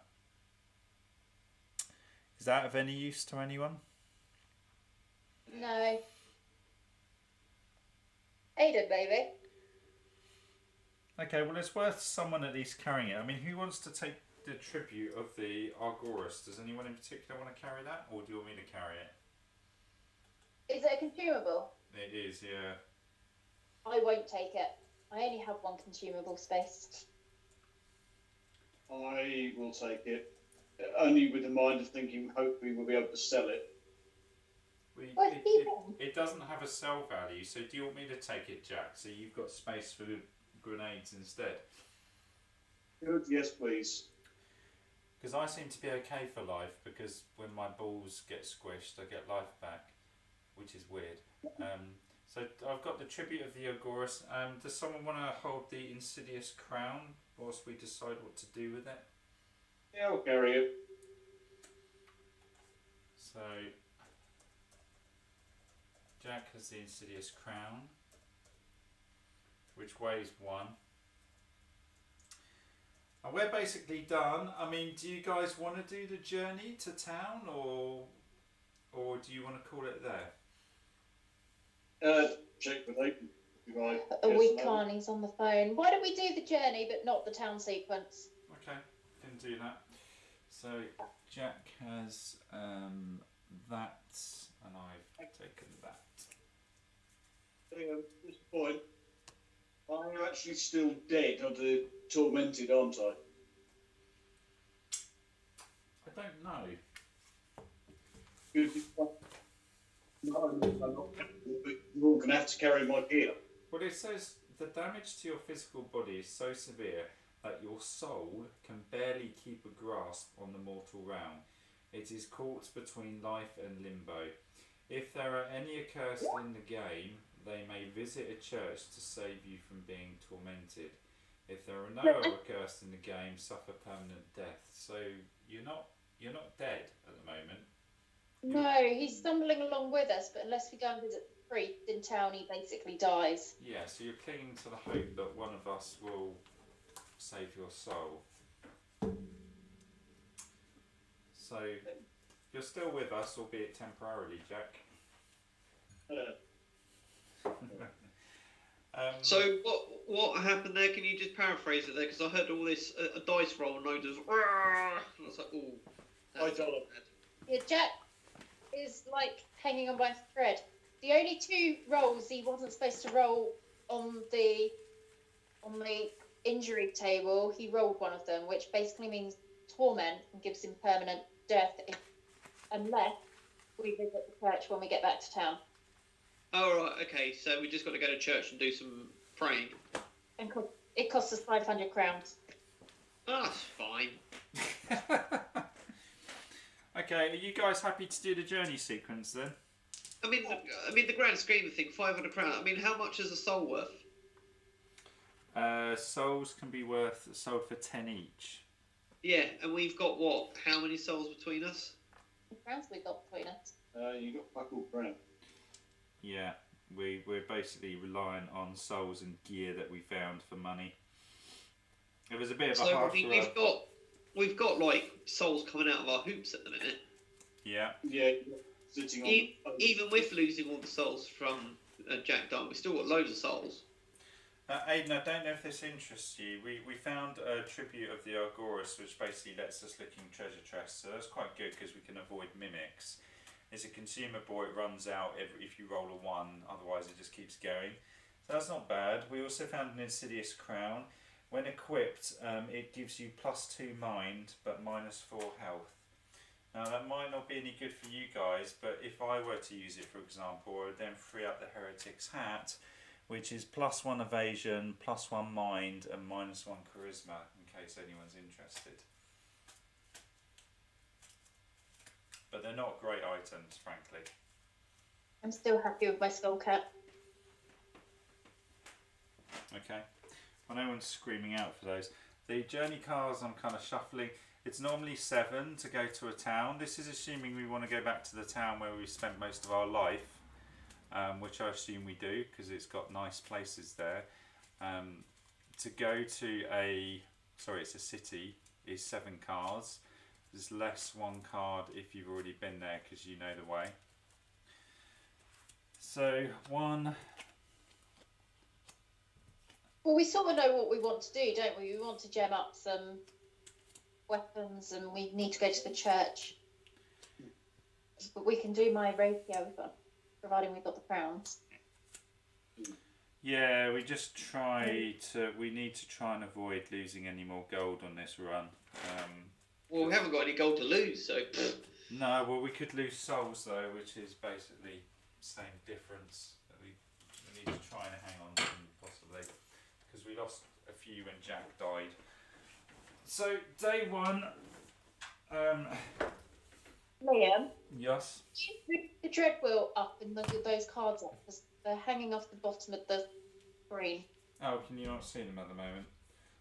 I can see the tops of what looks like mountains, but that's it. That's fine. So let's put those up here. Can you see the cards coming into view? Yeah. Put the extra journey cards down here. I'm sure there will be more. So day 1 of this pesky journey, we have Bile of Intermundus. So a thick poisonous smog covers the surface of the swamp, drifting in thick patches amidst what remains of nearby flora. Lifeless bodies of animal and traveller alike can be seen sticking out of the mud. Pained expressions on their faces. They choke to death on the swamp air, belched forth by its putrid waters. As a group, decide whether to attempt to cross the poisonous swamp or find another way. Consult the consequences below. I think I would rather go round, not the poisonous swamp somehow. Well, if you cross the poisonous swamp, each accursed must take an endurance 2 test. Success, fine, carry on. Failure, you become ill 1d3 times. Or you find another way and add 1d3 +1 days to your journey. Ooh. I would like to go. I have 2 dice. Yeah, ditto. Do you want to know what becoming ill actually does before you decide? Must be a good idea. Well, that's a pretty shit card. I could have started off better. So, ill. Where is ill? Doesn't come up very often. If anyone finds it in the rules, shout.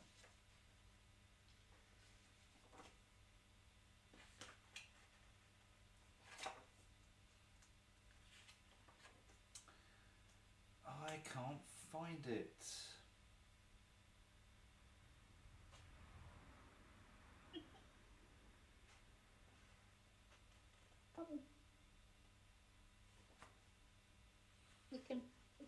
an urchin. Oh, here we go. Characters who are suffering from the effects of being ill are only healed by half the normal amount rolled up. To remove one wound would cost you 2. A character may become ill multiple times. For each additional illness the character suffers from, the number of healing received is divided by the increase. Keep a note of how many times you become ill. Illness can be removed by visiting a settlement's healer. So basically, it's just a gold tax. So Yeah, it costs 30 crowns to recover from illness. And then we have to spend a number of days resting equal to the number of times we are ill. While recovering, any activity other than resting will cause us to retain the illness. And remember, it costs 10 crowns per day to stay in town as well. So there's actually 30 plus potentially another 30 or 40. But is that versus another... Or a potential another 4 days travel. Yeah. So, it's shit think either we way. should go- Sorry, I think we Vicky? should go past. I think we should go. 4 days of fuck ups could be way more expensive than getting ill. Yeah, I agree. We're going to brave this then, and we're all going to do an endurance test. I think it's probably the cheapest of the options. We need to get 2 6s, right? It's an endurance 2 test, so yes, whatever your endurance is, you need 2 6s. I'm going to roll. 3. I'm ill. You're ill twice, aren't you? Let's see. Just, Yep, I've passed. 3. In fact, I passed on the first roll, rolled double 6. Nice. Yes, it's ill 1d3 times, Vicky. I rolled a 5, so that'll be 3. I only got 1 6. Ditto. We're both ill 3 times. Oh, Oh. I'm just making a note of this. So you're ill times 3. Ill times 3. Well, at least Aidan wasn't ill. That's something. And I've got 3 dice, and I'm ill as well. Oh, Jesus Christ! Ill 3 times as well. oh, you pasty white-fleshed git. The illness rebounded off your armour, Aidan. Yeah. I'm just so ornery it just flipping slid over me. Then we do Dread Wheel, so it only moves on the double, and it does move, so it moves 3. If it basically lands on another 7 spot, we potentially have a visit from the Grim Warden.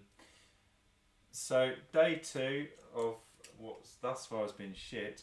Oh, this one's called Agony. Nice. Hideous sights plague your eyes. Thousands of skulls litter these lands. Severed skeletal hands of men and demons from grim constructions that grow more sinister in the dim sunlight. You must steel yourself to continue. Each accursed must take a Mind 1 test. If you fail, you suffer 1d3 insanity from hallucinations and all kinds of other shit. No, yeah, let's do it. The insanity, 1d3. Yes, 1d3 insanity. Well, I failed that one. Me too. And I got 1 insanity. How the fudge did I fail that on 8 dice? Jack also failed and got 3 insanity. Okay, I've got 2, so bloody hell. Okay, so I'm on 4 insanity. Jack, you got 2 insanity, was it? No, I got 3, so You got I'm on 3. 5 as to 6. Are you I on? am point out that I am holding a tentacle. Okay, so Jack, you're on 5 insanity total, are you? I am. Vicky, what did you suffer? 3 insanity. It's going well, people. Aidan? 1. Nice. So then we do Dread Wheel. No movement under Dread Wheel. Day 3 of what has been a bastard of a journey. Landslide. So you are travelling along a rocky mountain path. You turn a sharp corner to find the way blocked by a landslide. That explains the deep rumbling you could hear when you set out this morning. Any passage through is blocked unless you are willing to dig. As a group, decide whether to attempt to clear the path or find another way. Consult the consequences below. Clear the path. Roll 2d6, add 1 for every accursed with a stable animal. 2 to 5, you clear it, add 1 day to your journey, become fatigued. 6 to 11, clear the path, become fatigued. 12 plus, you clear it and life goes on. Find another way, add 1d3 days to your journey. It's going to have to be find another way. Yeah, we can't deal with fatigued as well. Well, fatigued is half stats rounding up, is it? Yeah, we're going to start losing some of our gear if we all become fatigued. We've got no fatigue potions on us. No. What's people's available weight like? I'm currently 9 out of 14, so I'll lose 2 weight. You sound like you're maxed out, so you'll lose half your stuff. My weight's at 14 already, so I'm not sure what my carry weight is. Probably not much more than that. So Probably 15. It's at 10 plus your strength, yeah? Yeah. Yeah, so I will start losing items as well. Yeah, we can't get fatigue. Simple as that. It has to be found another way. Yeah, we can't risk fatigue, agree. We're just going to have to suck it up. It's also because we have no pack animals. The only way we can possibly come out of that without suffering is by rolling 2 sixes on 2 dice. I thought we did have a pack animal. We have a Jack. I mean, this joking aside, this is where fatigue becomes a bastard. Once you start hitting high weight limits, fatigued is just disgusting. Because you're losing gear all the time. So, if that's what we're doing, who wants to roll the 1d3 for the journey? I'll do it. 2! Hey! Okay, so we get an extra journey card. Could have been worse. 2d6 for the dread wheel. The movement of 2. That's actually quite good, because unless we roll snake eyes, it will skip over the Grim Warden. So, day 4 of this wretched journey. Elder Nephilim. So, jagged rocks surround you in a labyrinth of impenetrable stone, which causes you to lose your way. With growing fear, you see what appears to be a huge bear moving slowly but surely in your direction. A fear that refuses to dissipate when the bear turns out to be a sacred Nephilim, covered in white furs and hefting an axe too huge for any human to carry. As a group, decide whether or not to meet the Nephilim or find another way. Through the labyrinth, consult the consequences below. Meet the Nephilim. One accursed must take a Charisma 1 test. Result as follows.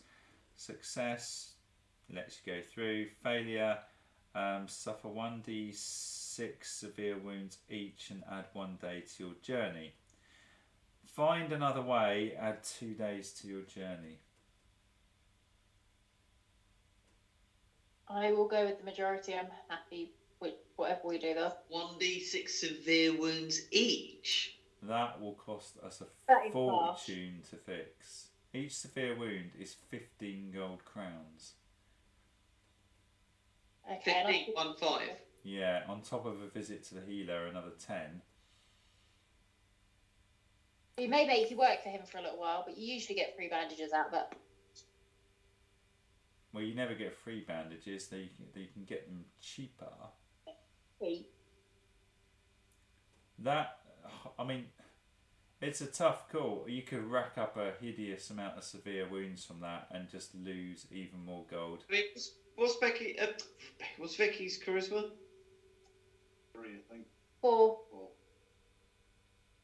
It's a gamble. Can you roll a 6 on 4 dice? You should be able to roll a 6, so there's more chance that you will roll 1 6 on 4 dice than fail it, statistically. I will go with whichever you wish to do. It's that gamble, or it's 2 journey days. And bear in mind, some of the journey days can actually be really good. You can like find shrines and stuff that can heal you, but there are others in there which are far worse than what we've already come across. Fuck it, gamble it. Yeah, go gamble it. Fuck it. I rolled a 6. Yay! Okay, so the Nephilim greets you with a friendly nod. He is on his Eve Shamel pilgrimage. Before continuing, he kindly shows you the way. Continue your journey. So, You know the way. follow me. There's no double, so we're on to day 5. The hut. Can't there just be like you have a pleasant day strolling through the woods card? There are a couple. They don't come up very often. A clear path through some swamp fog leads you to a house fashioned from a gigantic skull. It is situated on a dry patch of land surrounded by a putrid moat. Looks like it's empty and ripe for exploration. Each accursed must decide whether or not to explore the skull house. One accursed in the exploring group must roll 1d6 and resolve the effects as following. So one roll, and whoever goes in is all subject to whatever the one roll is. Number 1, the skull begins to contract and crushes you. You each suffer 1d6 severe wounds. 2, you find a talisman.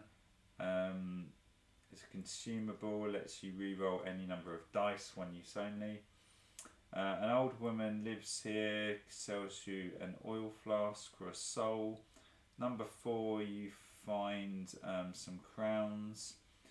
Number 5, the skull house is empty, save for a number of smaller skulls. Continue your journey. And number 6, you get a rare loot card. So, unless you roll a 1, it's okay. That's actually pretty good. Or you can just chip it off and not take that 1 in 6 gamble and just, bugger it. There's a chance of a rare loot card, which would be amazing. There's a chance of a bit of mana. If you roll a 1, what's the outcome if you roll a 1? Each suffers 1d6 severe wounds. The number of people that go in. Each accursed must decide whether or not to explore the skull house. One accursed. Oh, I'll explore it. One accursed in the exploring group must roll 1d6 and resolve the effects as possible. Thing is, though, I think the more people that go in, the higher your potential risk, because it says each accursed must decide whether or not to explore the skull house. One accursed in the exploring group must roll 1d6 and resolve the effects as follows. So I don't know if that means that 3 go in, you roll 1 dice, and all 3 get the reward or the failure, or whether it's just roll 1 dice and there's 1 result. In which case, one person might as well go in and not the rest. Unless it is everybody gets the same outcome individually, there is no benefit to more than one person going. No, well, the wording is each accursed must decide whether or not to explore the skull house. One accursed in the exploring group must roll 1d6 and resolve the effect as follows. Yeah, so what effect say? And the effects are, and the effects do say each, like each suffer 1d6 wounds. The bottom one says 1 random accursed gets a loot card. An old woman living here offers to sell each of you an oil flask for 1 soul each. So the effects can affect multiple. I mean, potentially you could get 3 oil flasks out of this for 3 souls. Which is amazing. But if you roll a 1, it's a real screw up. I think we should all go in and take the risk. I'll go in. Yeah, I'll go in. I'll go in. Well, realistically, I mean, if we got a load of oil flasks, we can't carry more than a few anyway, can we? 3, I've got space, so we can carry 4. Space 1. Jack's then you got space 1. So that, Which just a thought, I'm carrying a tentacle, which I suggest we could use now. Yeah, if Jack was to use the tentacle, we'd have space potentially for more flask. you could do that, but the beautiful things of the tentacles is you can use them mid-dungeon. So when you're facing the faceless ones, which screw you over in sanity, the tentacles are the only things that will save you. Because you can get sanity back in the pub for like 5 gold. but you can't do it mid-dungeon without a tentacle. It's the only way I'm aware of. Yeah, we can stick with it, but that means we've got space. I've got space for one thing. Vicky's got no space. I've got space. What am I holding? I don't think. You are holding, Vicky. Oh no, you are free. I thought I was holding nothing. Yeah, Vicky's got space for one. Aidan, I've still got... Aidan, you used all your bandages, didn't you? No, we bought them for this quest. It's the last quest I used them all. I've got 2 bandages. Two bandages and a tentacle, and Jack has a tentacle and tribute of the... Oh no, I took the tribute of the Elgorus. Yeah.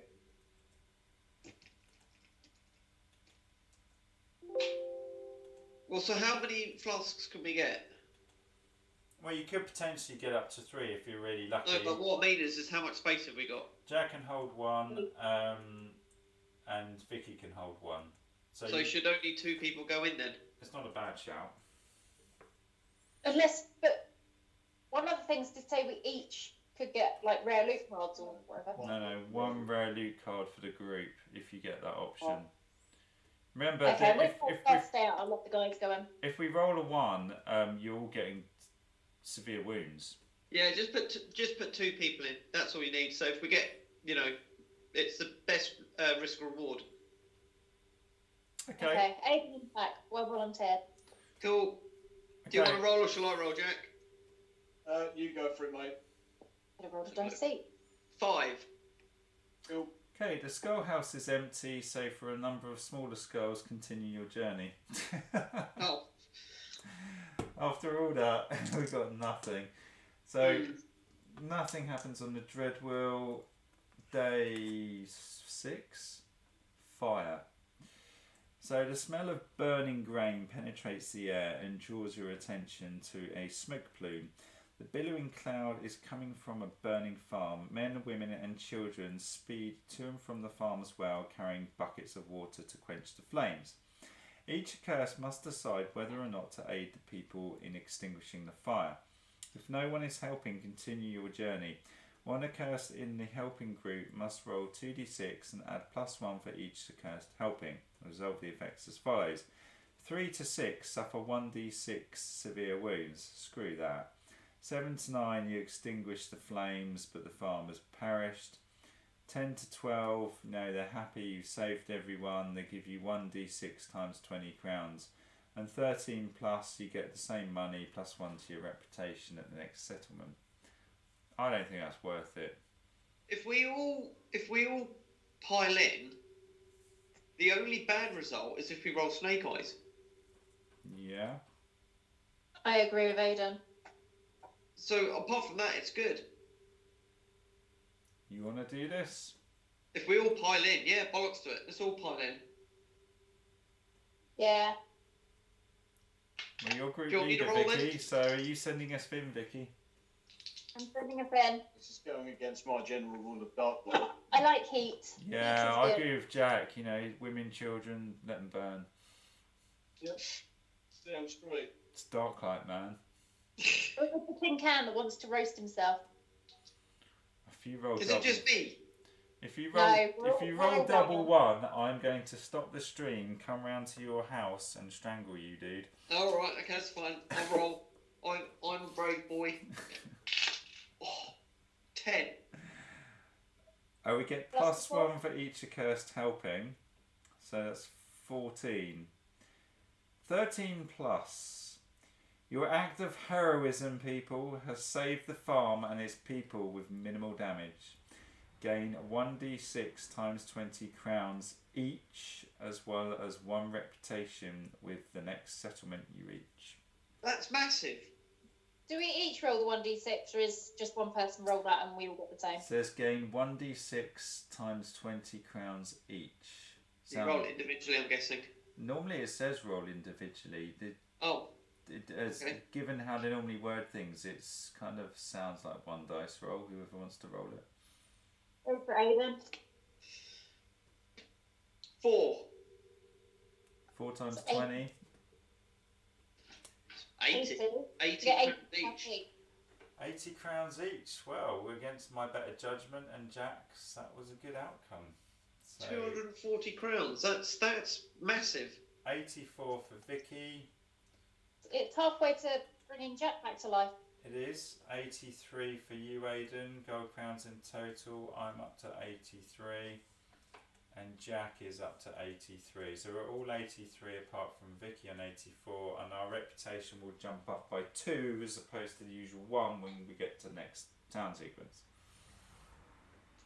In fact, I'm going to do that now. So reputation.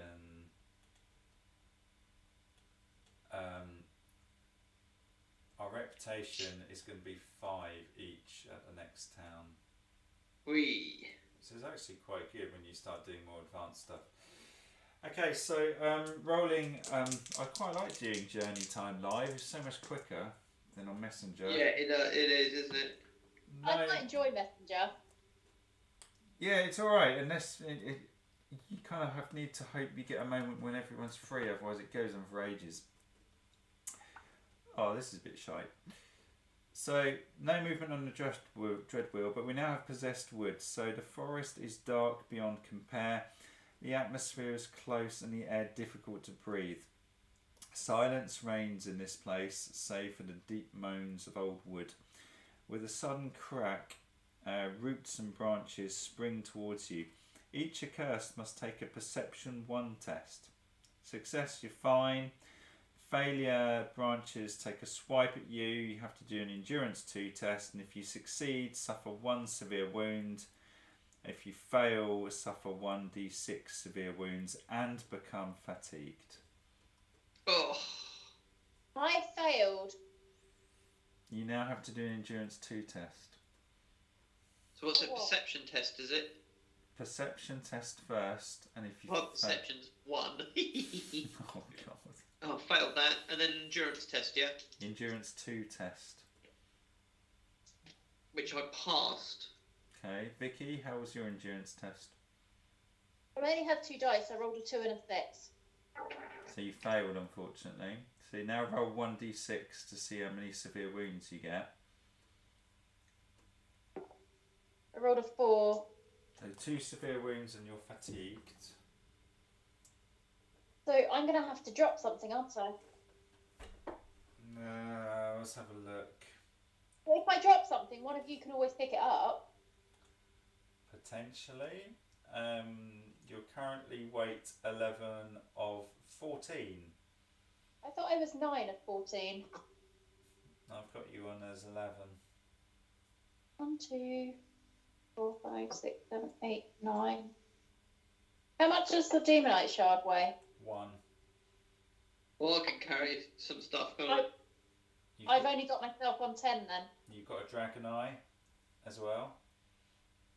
Oh, when did I get that? It's not my sheet. A while back, but you've got it's on the spreadsheet. So Fine. so your strength would halve, taking you down to 2, plus the 10 is 12. So you're still fine anyway.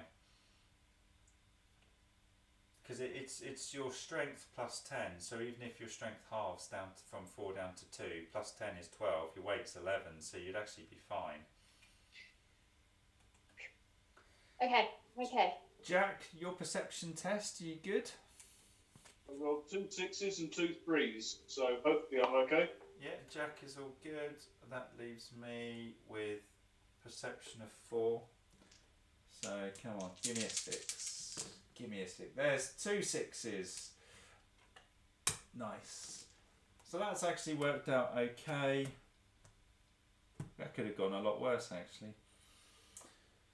So I'll just pull up the cache and the just find out what you guys want to do. I won't do town sequence now because it just takes too long.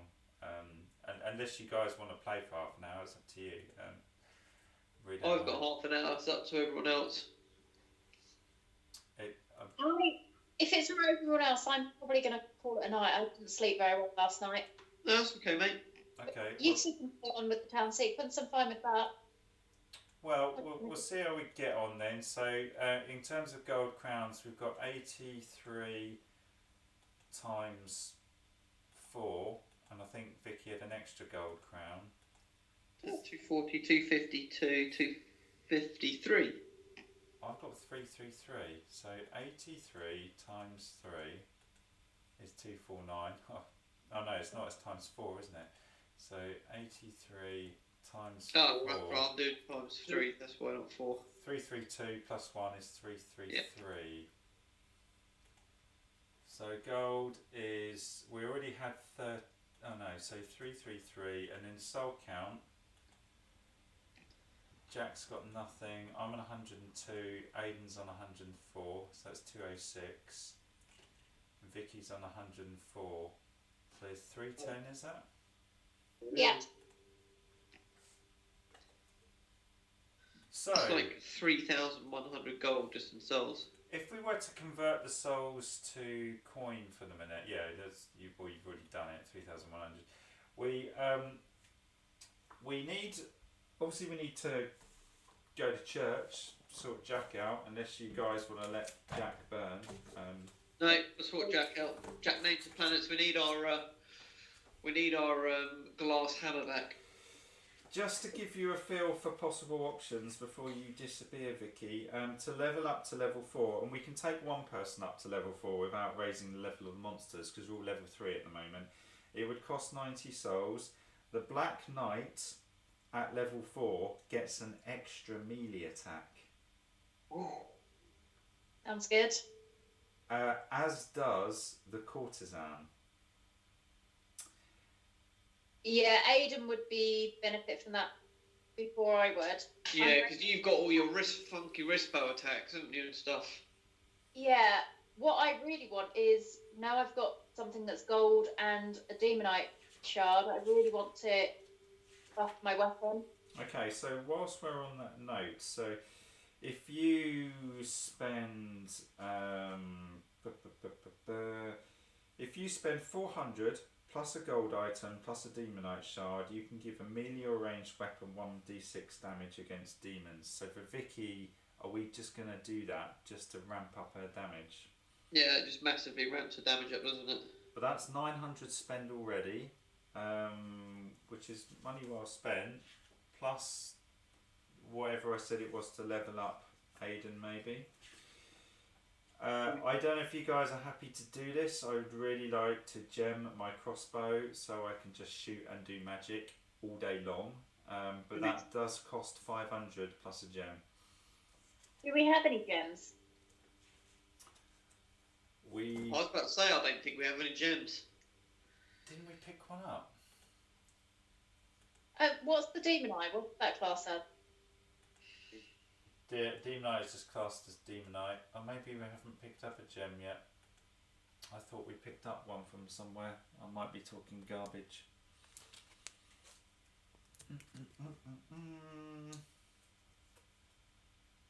Yeah, I must be talking crap then, so I'm just going to have to wait for that then. So are we happy to do those two things? Are we going to sort Vicky's weapon out and level up Aiden, or does someone else want to go to level 4 because of a funky skill? I don't know. It's the fact of carrying 2 serious wounds. It's the other.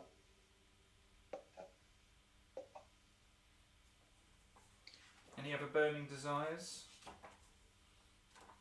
No. Okay, well, what do you guys want to do, Jack and Aiden? Do you want to do a bit of town, or are you done in? I'm happy either way. I think I'm done for the night. Okay, well, do you want me, Aiden, do you want to do the town with me, or shall I just sort it out offline and let you guys know what the deal is? Yeah, you can sort it out. I'm not fussed either way. It depends what you want to do. I mean, I've got another. I've got nothing planned for the rest of the night. Okay, well, we can do a bit of town now together if you want, Aiden. The other guys want Yeah. to go get some sleep. Thank you. I think that's the plan. Alright then, see you later, guys. Have a good night. Cheers, all. Right, so I'll shove the town bit up here. Can you see that alright, Aiden? Yep. So basically we all start up here.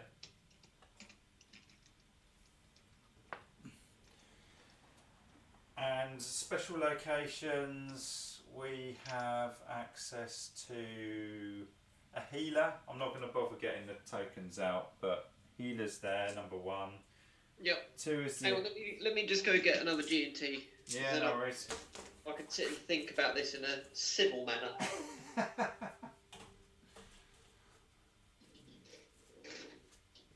Right, so we have 1 is a healer, 2 is an accursed guild, 3 is a tattooist. Put that there. 4 is a blacksmith, and 5 is a dark enclave. Tidy up some stuff while we're waiting for Aidan.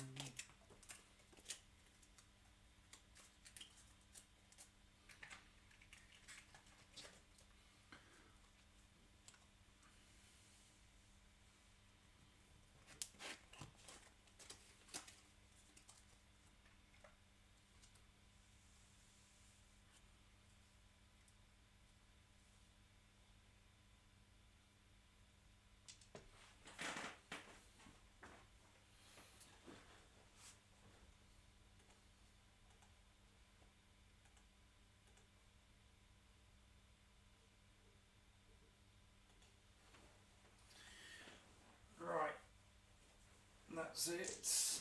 And gold crowns. Let's see.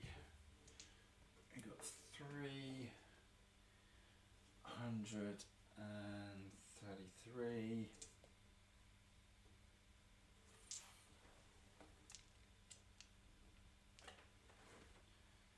And in souls we've got 310.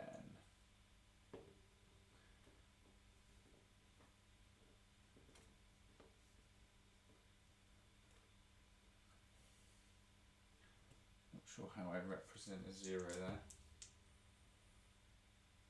Maybe did a Grim Warden.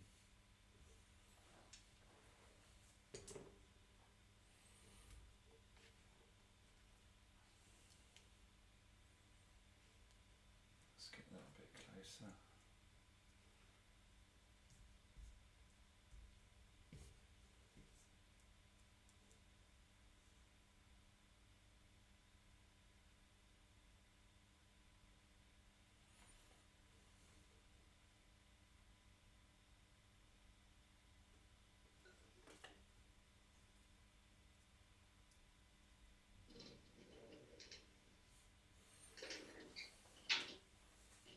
Right, you back with us, Aidan? Oh, I am, dude. Okay, so I'll put some dice now down to make it easier. So this is our gold here, 333. Oh, yeah. And this is our soul count, 310. I used the Grim Warden's head as a 0. Okay. We've got healer, Accursed Guild where you level up. We've got tattooist at number 3. 4 is a blacksmith. And 5 is a dark enclave for spells and stuff. I very much doubt we'll be going to that one. Is there a church there? There is a church. You get a church, marketplace, and tavern. You always get those 3. Oh, right, okay. If you're just in a hamlet, you get above the pencil. If you're in a town, you get above this pencil. And because we're in a city, you know, we've got this many extra locations. Yeah, you get everything. Yep. So which is quite cool. So you've got to be careful here. Every day we spend in town, we have to pay living expenses. We still have to do the dread wheel as well. And living expenses is 10 crowns a throw. So every day we're all in there, it's 40. So yeah, so the most important thing to do is heal Jack's the top one. Yeah, so take him to church. But how's it worded? Let's get the wording on that. So sorry, how many souls have we got? 310? 333, this top row. Yep. But each soul is worth 10. Yep. If you want to cash them in. So tormented. If there are any accursed in the game, they may visit a church to save you from being tormented. So it kind of sounds as though one of us would have to go to church on Jack's behalf. Yeah. I'm not sure Jack. I suppose we'd drag Jack. Well, Jack can go wherever he likes to go, but one of us has got to go to church for him. So fuck it, I'll go to church. Necromancer at the church because it sounds funny. So it's worth divvying up the gold so you only take what you need, because you can lose money, like in the marketplace you can get pickpocketed and stuff like that. So if I just take 500, I know I can't lose any more. You'd have to convert.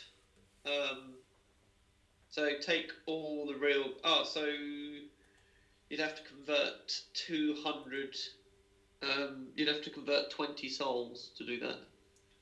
Okay, so 20 souls is going to give us 200. So if I drop our souls down to 290. So I'll keep count of this here. 2, 5,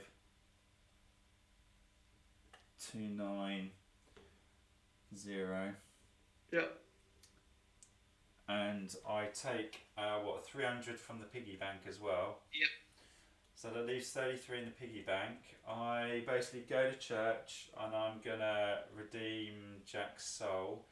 Yep. So he's now healed. Well, he's not tormented anymore. Cool. Okay, so what else do you want to do? Have you got any? Do you want to go level up and stuff? I may as well, if people are happy to do that. Yeah, well, consensus seemed to be. So you would need, how much was it? Accursed skill to go to level 4. It costs 90. So do you want 9 souls? We cashing in? What, 90 gold or 90? No, it's actual souls, isn't it? Oh, it's actual souls. Yeah. So that would take us down to 200 souls. Yep. 200 souls and 33 crowns. Yeah, it is what it is. So you are at spot number 2, which is the Accursed Guild. We might as well resolve that now. So level 4, you're going to get an extra melee attack. That's Pog. It's really good. So Black Knight. I've got you based on 2 attacks anyway. That is right, isn't it? Yeah. So you're now 2 plus 1. That's 3 attacks. Oh, 2 plus 1, yeah. We need to make the most of that though by getting you into combat more effectively. I mean, your parry and riposte was really good this game. Because it's an even level, you get to increase one of your stats by 1. So I'll just keep piling it in strength.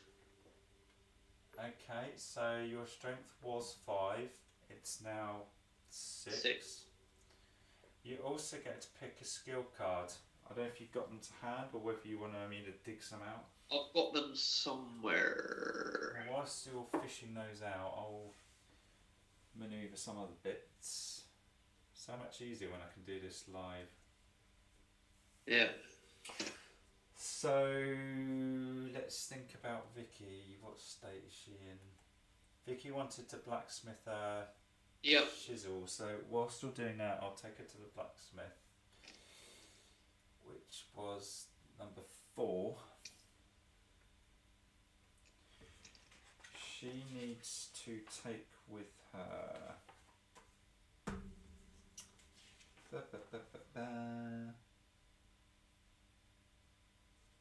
400, so she's got to wipe out 40 souls. That's going to drop us down to 160. So,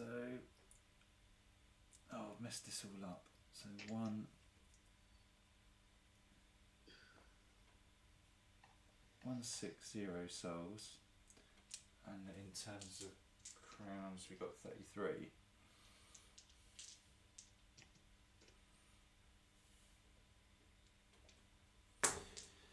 Vicky also needs to spend gold and a Demonite shard, so she has a Demonite shard which goes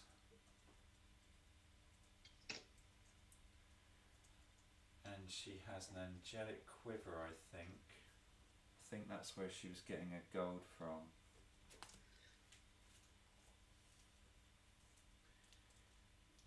So D-nut shard, angelic quiver is made from gold, so we're going to lose both of those.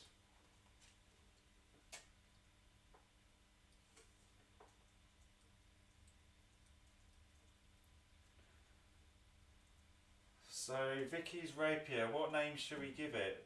Rapier of slaying or of carnage, or got a suitable name? Well, off the top of my head. Let's call it the rapier of slaying.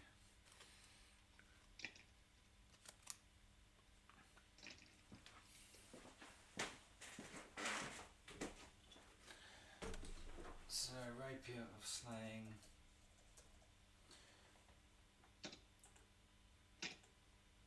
So she gets plus 1d6 damage versus demons, which for her is massive. Jack. Or we could call it the Rapier of Uccisone. I don't know how to spell that. UCC. What does that even mean? It means like murdering, slaying in Italian. Oh, does it? Go on then, spell it out. UCC. UCC. IS. IS. ONE. ONE. Is And it it's pronounced Uccisone. Uccisone? Yeah. The rapier of Uccisone. Probably. Well, my guy's got an Italian name. Okay, so that's a kick-ass rapier then. Jack, what state is he in? Where can he go? So he's got some insanity. So it might be worth him going to the pub. Oh, he's ill as well. Shit. Oh, you've got to go to the healer for that, haven't you? Yep. What does that cost? What does that cost? To recover from illness, pay 30 crowns and then spend a number of days resting, equal to a number of times you're ill. While recovering, any activity other than resting till then will cause you to return. That's really shite. Okay, so he has to go to location number 1. I think he was ill 3 times, so he's going to lose 3 souls, taking us down to 157.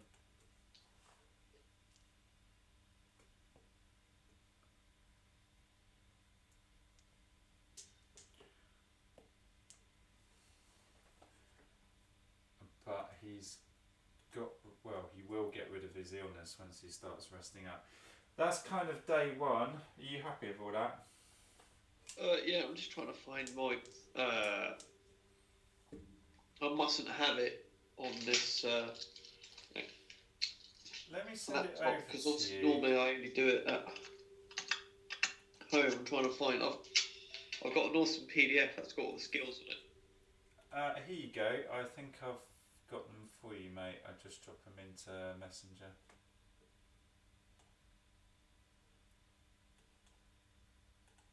That might sort you out. Albeit they're sideways, this doesn't help, but...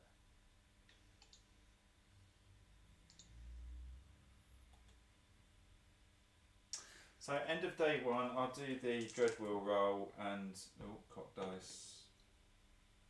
There's no movement on the Dreadwheel. So day 2. Oh, so for everyone to... If we're not going to kick anyone out now, we've got to pay for everyone to stay in another day. Well, I may as well. Is there anything that we've got to roll for my visit to the guild? Oh yeah, true actually. You've got to roll 2d6 for your event, Forgot about that. And then I'll leg it because there's no point. I've already spent 7. Okay, so nothing eventful happens. You've got an insanity though, mate. So do you not want to try and get shot with that, or you? Yeah, I've got. How much insanity have I got? 2, isn't it, or 1? Are you fatigued as well? No, you're not fatigued. No, 1 insanity I got. So yeah, I need to go to a pub. So yeah, so. I think Vicky was fatigued. Yes. Okay, so any other events? There's an event at the healer. So do you want to roll 2 dice for Jack to see what happens at the healer? 10. So extra bandages. Well, they offered to sell them for 10 crowns each, but the problem is we didn't give him any more gold. We didn't hedge our bets on that, so he wouldn't have had extra gold to buy them. Yeah. And this is where it becomes a bit difficult. But we've got a couple of bandages anyway. I don't get to roll at the church. Who does that leave? Vicky has to roll 2d6 if you want to do her.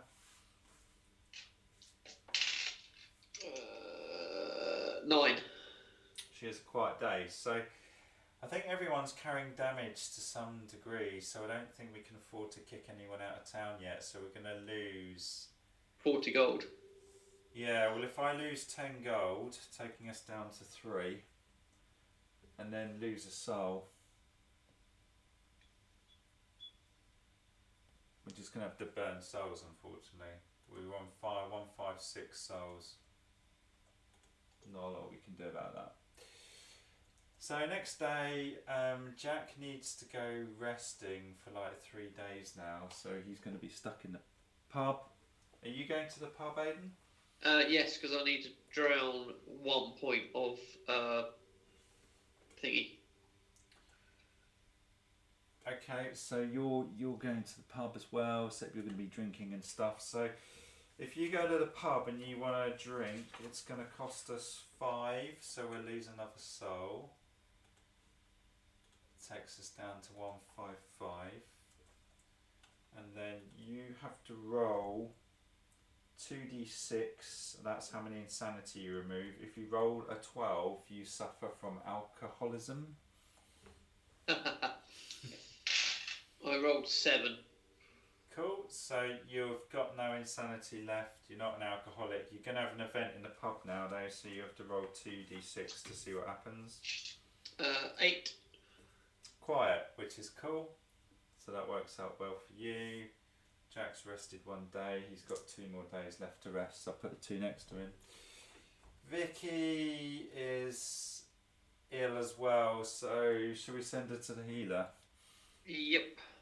She's going to have to pay another 30, so we're going to lose 5 more souls, down to 152.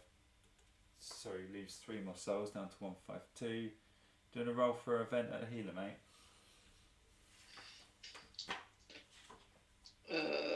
5. It's a quiet day, and me, the necromancer, I'm ill as well, so I might as well go to the healer, get rid of my illness as well.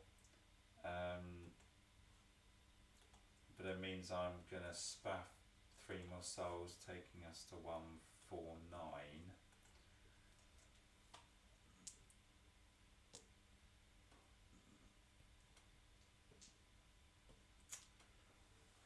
So that's the end of the next day. 2 dice for a dreadwheel doesn't move. So do you want to leave town, Aidan, or do you want to potentially stay in?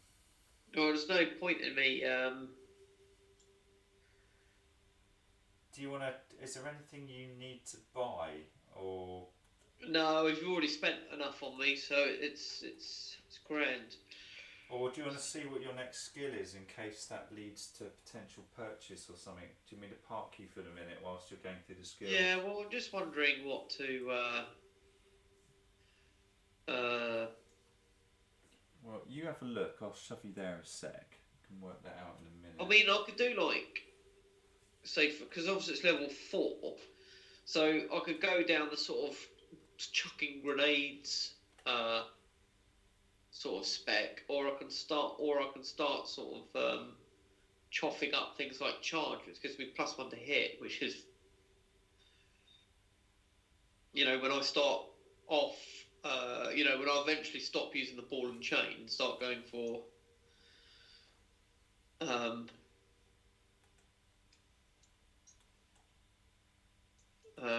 you know, isn't there like a master? You got Master Warrior, haven't you? Is that level 5 or 4? And that's what I'm trying to work out. Where is it? Where's Master Warrior? So it gives you just +1 to hit. Yeah, that's great. Yeah, well, that's one I would take, but it doesn't seem to be. Oh, Battle Master level 4 ignores the -1 penalty on weapons. Well, that's great if you're taking a big double-handed blade. Which I'm not. So. Because you've gone down the parry and riposte route. Yeah. What else have you got?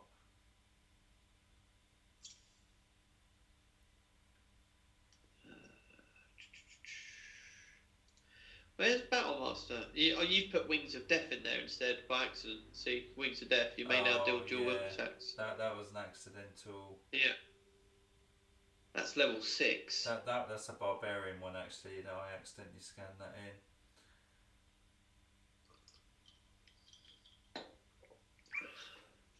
What else have you got? Resourceful. You may carry 4 additional consumables.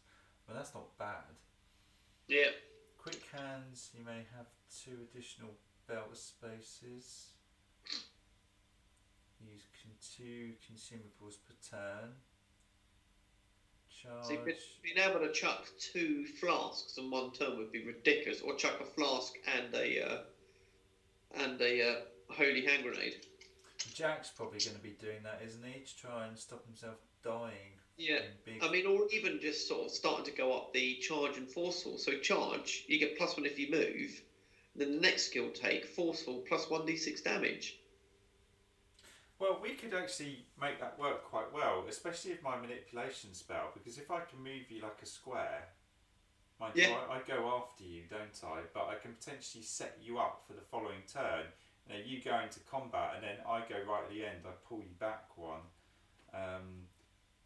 Have a scrate in front of you so they can't advance on you, and then you could charge back in. You could do some clever things if you thought about it right. Yeah, I mean, so that's just a potential one. So charge and forceful, but I mean, that's 2 more skills. So that's, what level would I have to be for that? 8?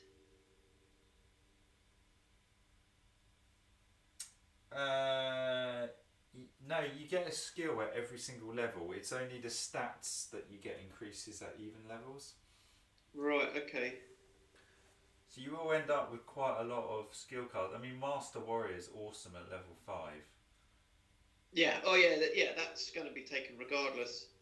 But if you think about it, between Charge and Master Warrior, I'm hitting on 2 pluses. Yeah, I mean, that's savage, isn't it? And then when we start, because that way I can start dropping the, because the reason why I'm using the ball and chain is it doesn't crit, but it's good for, it's got good average damage, because it's 2d6 damage, but it doesn't crit. Yeah. I virtually always hit with it because it's 2 attack dice for 1 attack. You've also got, this might open up other options, target practice. Your ranged attacks will now hit on 4+. No, I'd rather just concentrate on melee. Or you've got Heartless. I mean, this didn't work out for me, but I wasn't killing enough. I think you are. Whenever you kill an enemy, restore 1 stamina. Which would, again, go nice with Charge and Forceful. Yeah, I mean, because you are slaying stuff when you smash them in the face. You'll be getting stamina back on a regular basis. I almost think that getting Charge next, then Master Warrior, then Forceful. I mean, look, an extra d6 damage just for moving is retarded. I mean, it is awesome, and we're going to need big damage when we start coming across the high level stuff, and it is quite hard to find big damage. Yeah, I mean, so if you think about it, if we smith a sword for me, eventually, right, when it's doing 2d6 damage against creatures anyway. Yeah. And then I'm charging, so that's 3d6 damage on 2s to hit with 7 strength. Yeah, that's pretty vicious. I mean, so I think that's probably the best way to go. Okay. probably. I mean, your Black Knight build is actually a lot better than the one I did when I first played this game. Granted, it was the first time I ever played it, but mine was actually relatively boring compared to yours. But the parry riposte and charging and stuff makes it quite interesting, I think. So, yeah, I reckon because I'll stay away from using the grenades and stuff because that's for that's definitely for Jack, isn't it? That's how he's getting his health up. Yeah. So I reckon charge would be good because if you think about it, if I get charged now, okay, it's only a level 1 skill, but +1 hit on the first round of attack. You know, brilliant. Yeah, but it's a long-term investment, isn't it? Yeah, and then next level get Master Warrior. Because once I've got Master Warrior, that means both my charges and my parries are going to be hitting on 2s. Which is disgusting. Yeah. Okay, so you're going for charge then? So I think charge is the way forward, I think. That's all going to come together later on. I mean, in that case, shall we boot you out of town now then, so you're not draining more money? Yeah. Okay, so you're going to be going out of town. Jack's going to be resting. I'm going to be basically resting as well for... Was I ill three times as well? Something like that. I think I was ill for 3. I've wiped it off now. Because another good build for a Black Knight, which would be interesting, would be to go like charge, forceful, and then use like a poleaxe with whirlwind. Yes. Yeah, there are loads. You can play a lot of these characters in lots of different ways. I mean, it's a proper Diablo 2 yeah, so rip-off. ignoring the -1 to hit, cleaving every single attack, and hitting on +1, hitting on 2 pluses. Yeah, it's disgusting. And then on top of whatever a poleaxe does, you know, you've got 1d6 damage. But not only that, you don't have to be right in their face, and the cleave area is massive. No, the big double-handed weapons invariably do like 2d6 damage. Yeah. So you're hitting 3d6. Yeah, smith him up, so it's 4d6 damage. Yeah. But I mean, you need it though, dude, because when you start facing like level 7 monsters and they're going up to endurance 11, I mean, one of the big problems, well, it's not a problem, it's something you have to adapt to, but if you don't keep your damage up, your characters rapidly fall off a cliff, and you find that you can't, like Vicky right now, she's struggling, she's got 5 attacks, a lot of attacks, but they're all needle-like jabs. Yes. So she's only doing like 2-3 damage at a time. Yeah, so she sounds like she's spending ages doing her turn, but actually she's lucky if she kills off a deviant, whereas your turn is over real quick, but you smash a deviant, it's dead. Yeah. Okay, so we are basically resting for multiple turns, so I can fast track this bit here. So 3 of us are going to stay in. So souls will go 149, 9, 8, 7, 6, 146. We do dread will roll, no move. Jack goes down to 1, we go down by 2. We stay in another day, lose another 3, 143. Dread will, no movement. Jack is then going to be able to get out of town. Vicky and I will have a day left. So dread will, no movement. Another day in town will take us down to 140 souls. So we're currently on 140. So at this stage,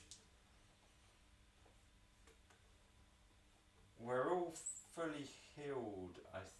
No, hang on. I've got no. Vicky's got insanity to deal with. Oh, Jack's got insanity.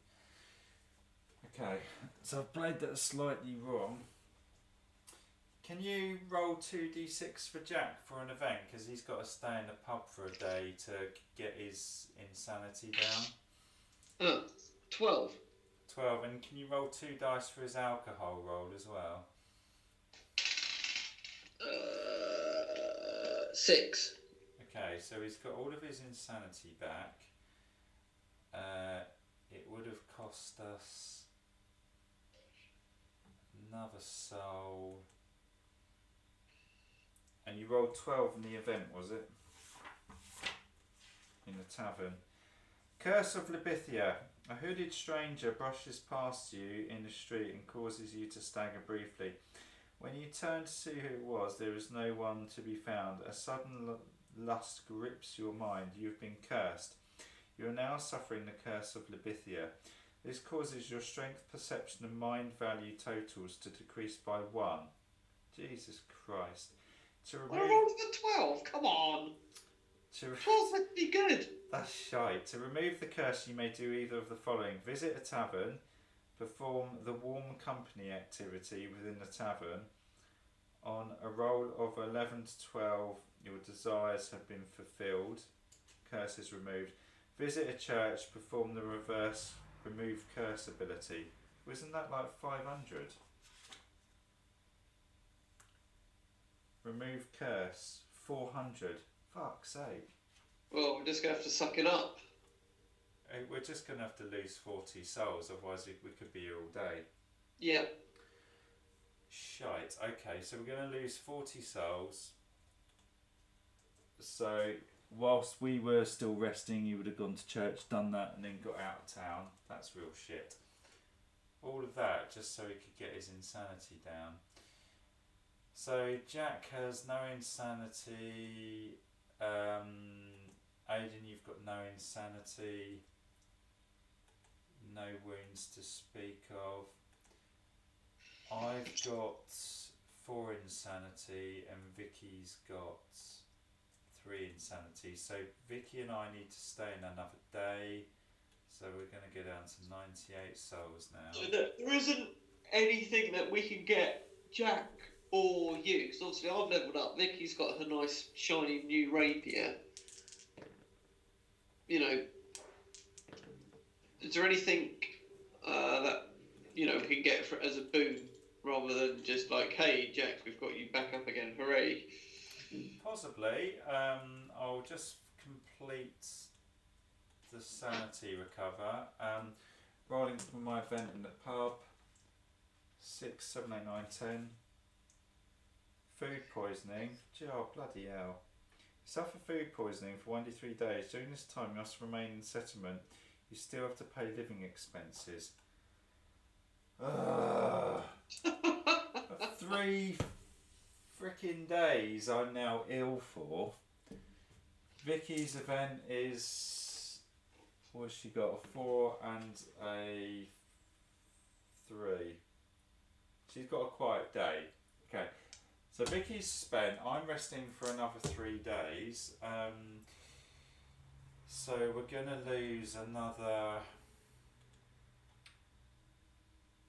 we're going to lose another 3 souls. 8, 7, 6, 5. We're on to 95 souls now by the time I got rid of my food poisoning. And you were talking about buying stuff, were you? Sorry, say again, mate? You were talking about buying shizzle. Well, I'm just thinking if is there anything that's useful that we can get for either you or Jack. Now, I reckon we should load up on grenades for him. Well, you can only buy them from an apothecary, and oil flasks you can get from an apothecary. There isn't one here. However, I just noticed, which I didn't realise, at the church, and you would have gone to the church to get rid of his stupid curse thing. You can buy blessed water for 30 crowns. That's the 2x2 square one. It's 3 souls. How much space has he got?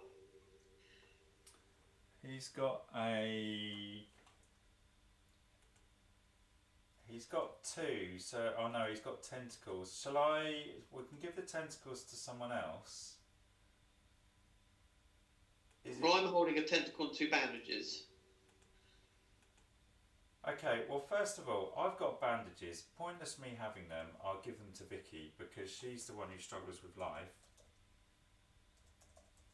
So Vicky takes the bandages.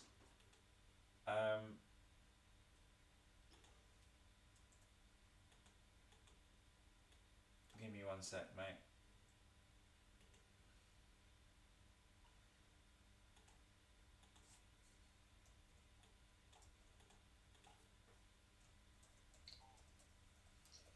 Okay, so Vicky's got bandages and she's maxed out. Aidan, you've got tentacle bandages and bandages. Yep. I lost my bandages, but if I take Jack's tentacle, Yeah. plus my tribute of the Algoras, so I'm maxed out at the moment. That means Jack has got space for 2. So do we just buy him 2 blessed water, so he's at least got 2 grenades which do straight wound damage against demons? Yep, we'll do that. Yeah. Because that way he can generally do enough damage to basically completely mitigate a whole round of the whole room just piling in on him. Well, that would cost him 30 crowns apiece. So blessed water. Yeah, I mean that's 6 souls. That's fine. Blessed water tokens can be purchased here for 30 crowns apiece. You may purchase as many as you wish, as long as you have required battle space. So you can buy 2 in one sitting, plus 10 for staying. In fact, he doesn't even have to stay in town. Yes, he would have to stay in town another day to visit church again. So we would lose 7 souls. Were you happy with that? Yeah. So that sticks us on 88. And then Jack can bugger off out of town. You're out of town. I'm basically done because I'm now healed and I've paid to do that. We got Vicky, who we either boot her out of town and we end the town sequence, or we take a view that do we need to buy something. We've got 88 souls left and 3 crowns. We've maxed out our belts. We're all healed up. We do have my axe that I've got some crap we could sell maybe. Is it worth me selling any of my crap as well? I mean, if you've got anything you don't want.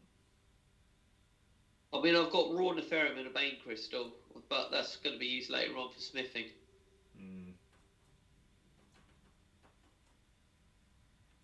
No, I mean, everything I've got I'm going to be using really. I'm just looking at what I've got.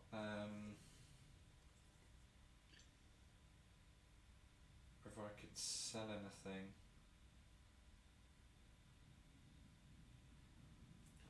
I don't have a single item which, kicks ass. I have a multitude of items which are good in different situations, which is a real pain.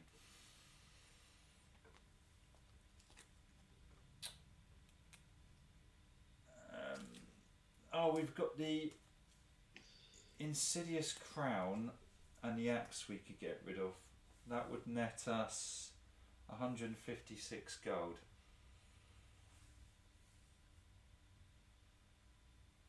Right, okay. Which means, we could have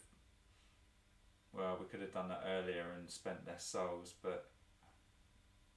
It's fine. It doesn't matter. Gold and souls are quite interchangeable anyway, to be brutally honest.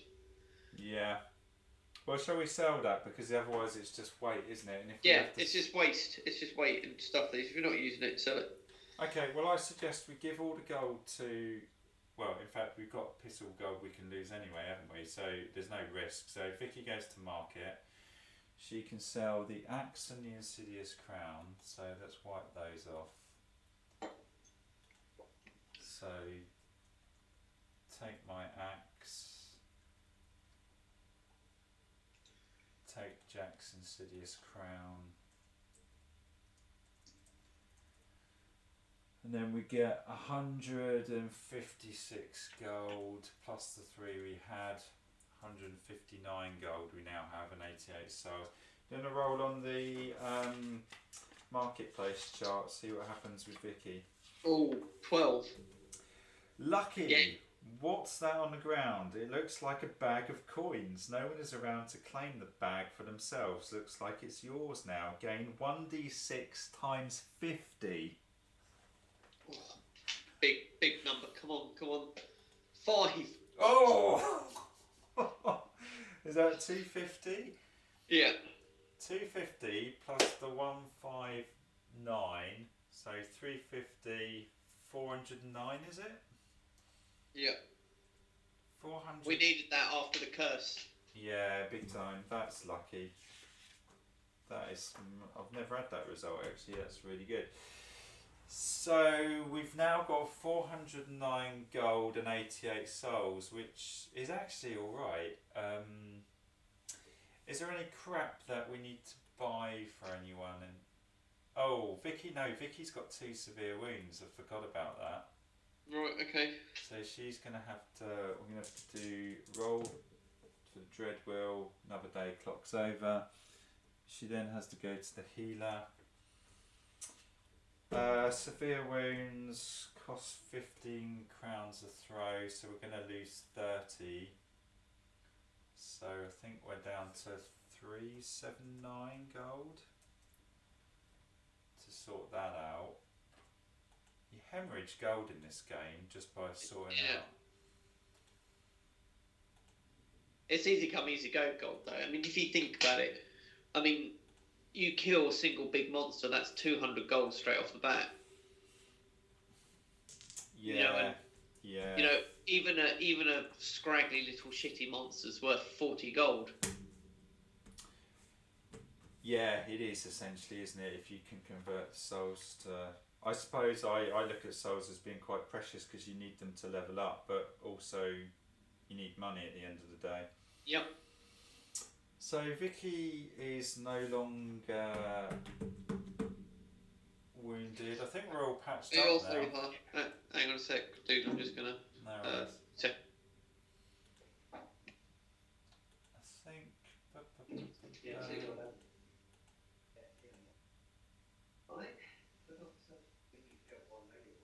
I'm working tomorrow. No,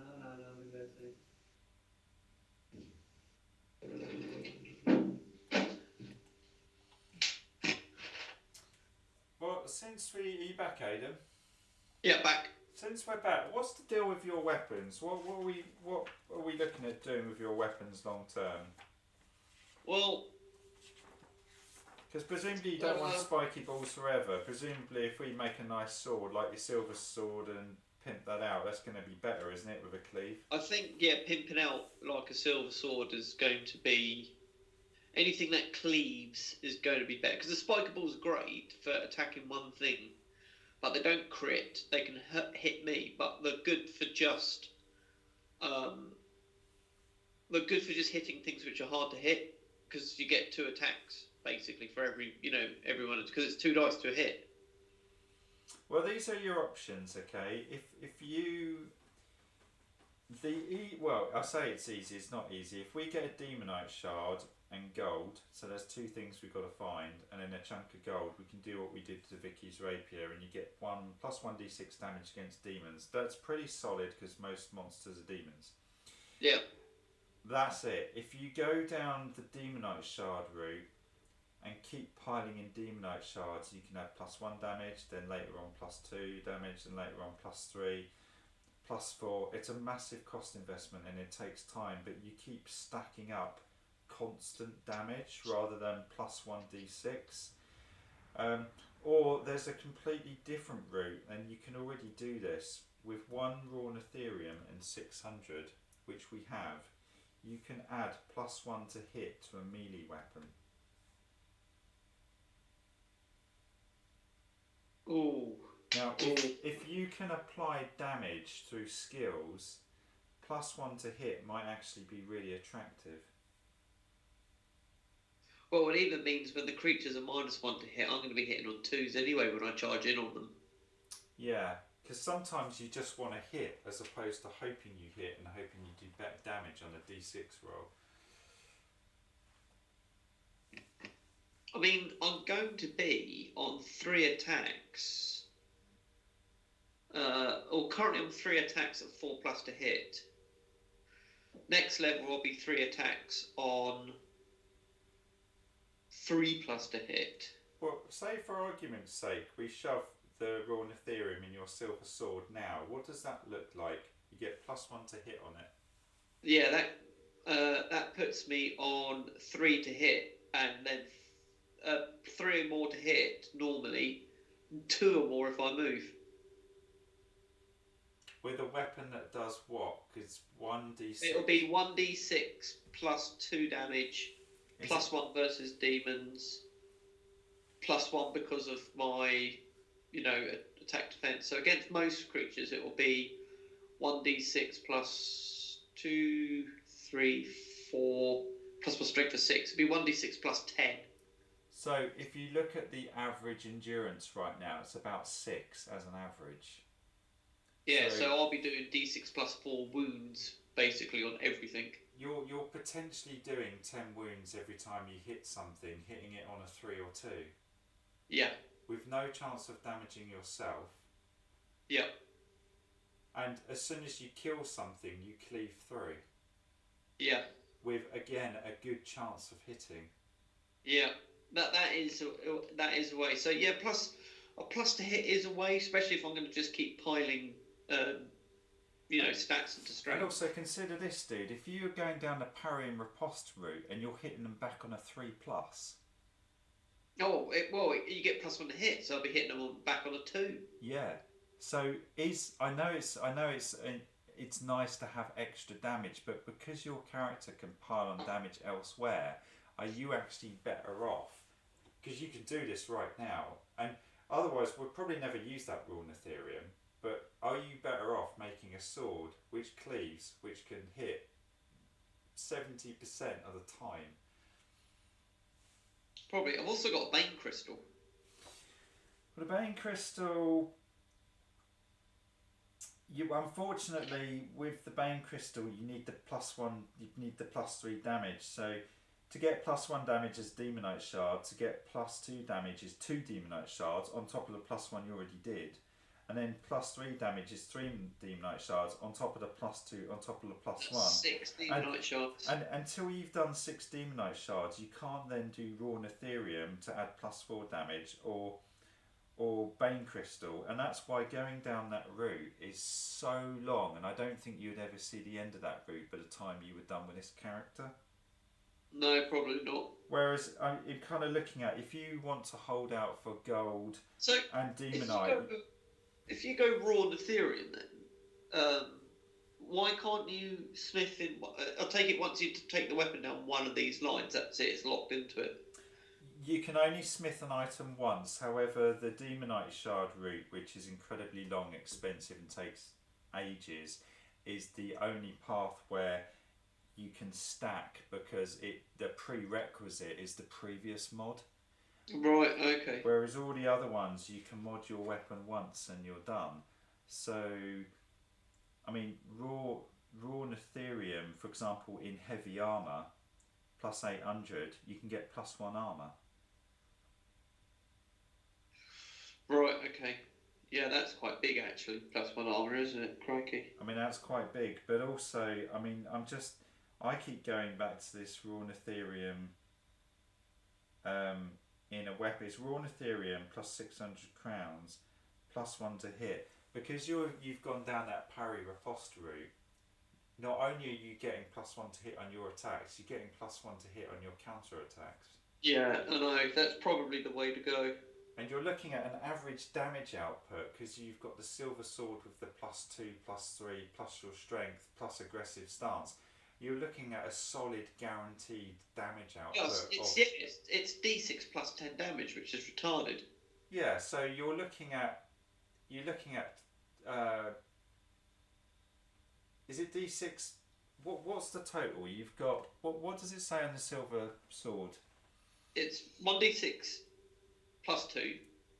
So average of 3 for that, +2, 5. +1 versus demons. Yeah. +1 for aggressive stance. Yeah. +6 strength.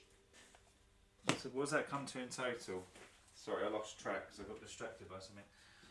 13 basically. It's 1d6 plus 10 is what it is. So you're looking at an average of 13 with an average endurance of say 6. Yeah. And then later on when I get charge or whatever it is, you know, that's an extra d6. So that'd be 2d6 plus 10. See, I reckon the silver sword, whilst it's maybe not as exciting as having, you know, plus d6 damage against demons, you're going to pick up those bit of bonuses elsewhere. But the silver sword means your chances of hitting is significantly increased. Yeah, well, that's what I mean. I'll hit every time pretty much, even when they've got minuses to hit. Plus the fact that you cleave means that on your second attack you're going to kill something. You're then slicing through, getting a free hit. Yeah. Meaning that your third attack is likely to then kill something with another follow through. Yeah, or if they hit me back, you know, the parries are going to flip and hit every time pretty much. Well, if you hit back on a parry, then you hit them, you're probably going to finish them off, aren't you, with that solid damage output? Yeah. Can you cleave off a parry? Yeah, well, the rule is if you kill your opponent, you carry on. Brilliant. Let me just check this because check I'm not making stuff up.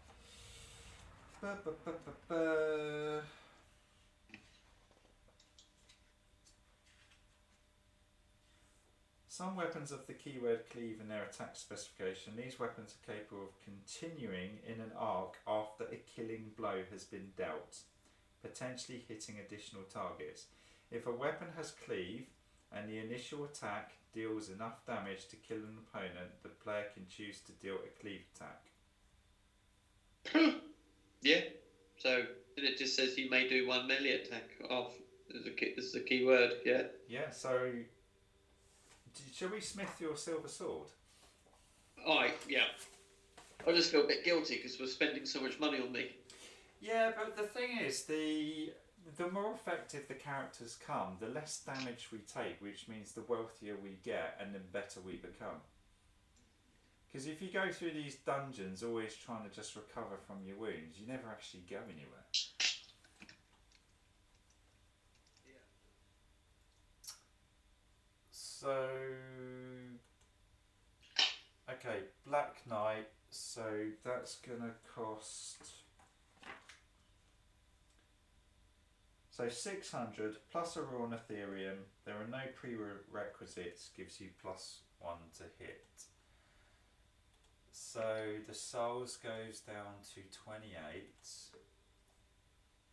What do you want to call your sword? Silver sword of... Hang on.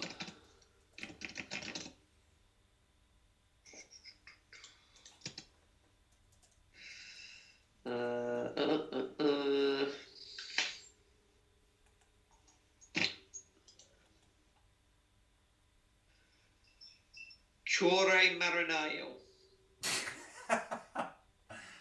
I can't spell that. Can't you C-U-O-R-E C-U-O-R-E M-A-R M-A-R I-N I-N A-I-O. A-I-O. How do you say it? It's actually two words. Cure Marinaio. Cure Marinara. Marinara. So, yeah. God, if any Italians are watching this, they're cringing right now. Oh, actually, no, that's wrong. What?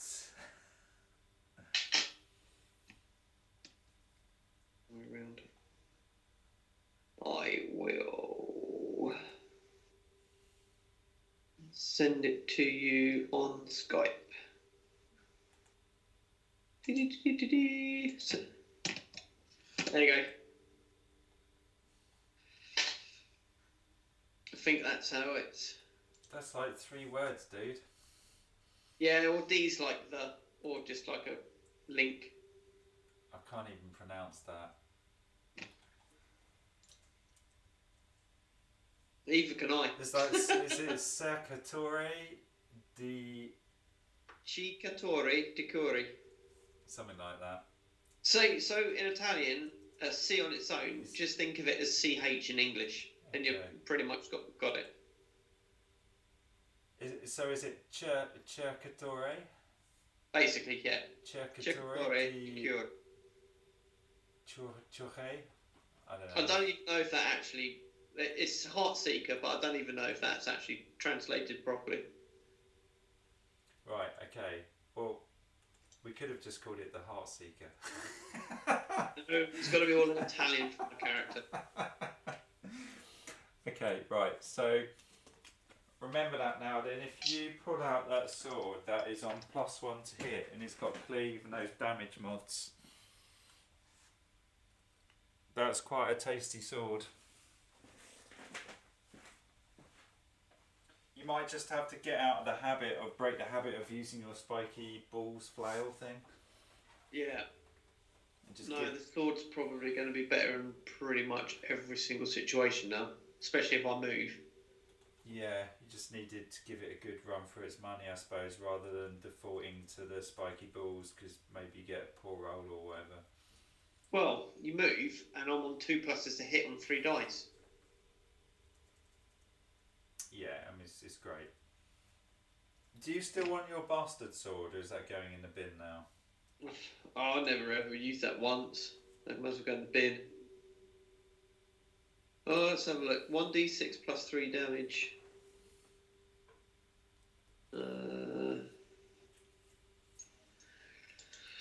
Yeah, I mean, that was 1d6 plus 3. But your silver sword is basically doing that anyway, because most of the monsters are demons. Yeah, exactly. You might as well sell it. You may equip this sword in 2 hands. It causes 1d6 plus 1d6 damage on attacks, but suffers -1 to hit. But if you do that, you're not parrying anymore, are you? Parrying and riposting. Yeah, exactly. Yeah. Okay, well, when we sold that other jazz, let's cash that in as well, because that gives us an extra 50 gold. Yeah. Because we're never going to use it otherwise, and it's just taking up weight. So the bastard sword goes. That would have given us an extra 50 crowns. So what are we? 429 we're on.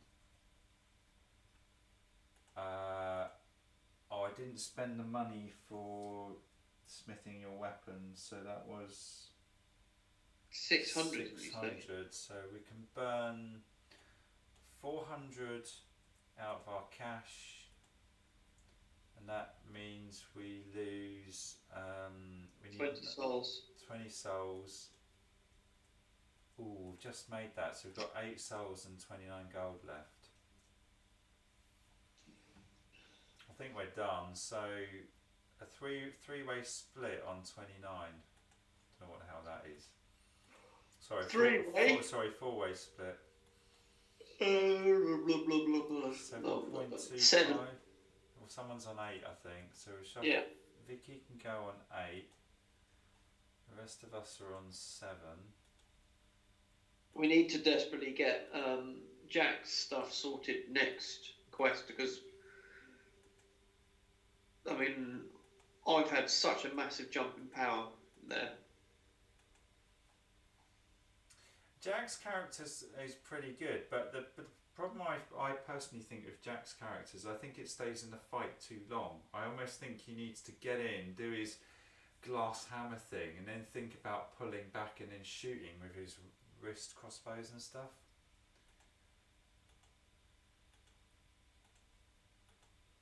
Or he needs backup once the initial. Yeah, well, it's just, I think we were just unlucky there, because normally we fight side by side, don't we? Yeah, I mean, having that dreadworm just pop up was garbage. And his initial attacks as well when he's in stealth is just ridiculous with them 2-handed weapons.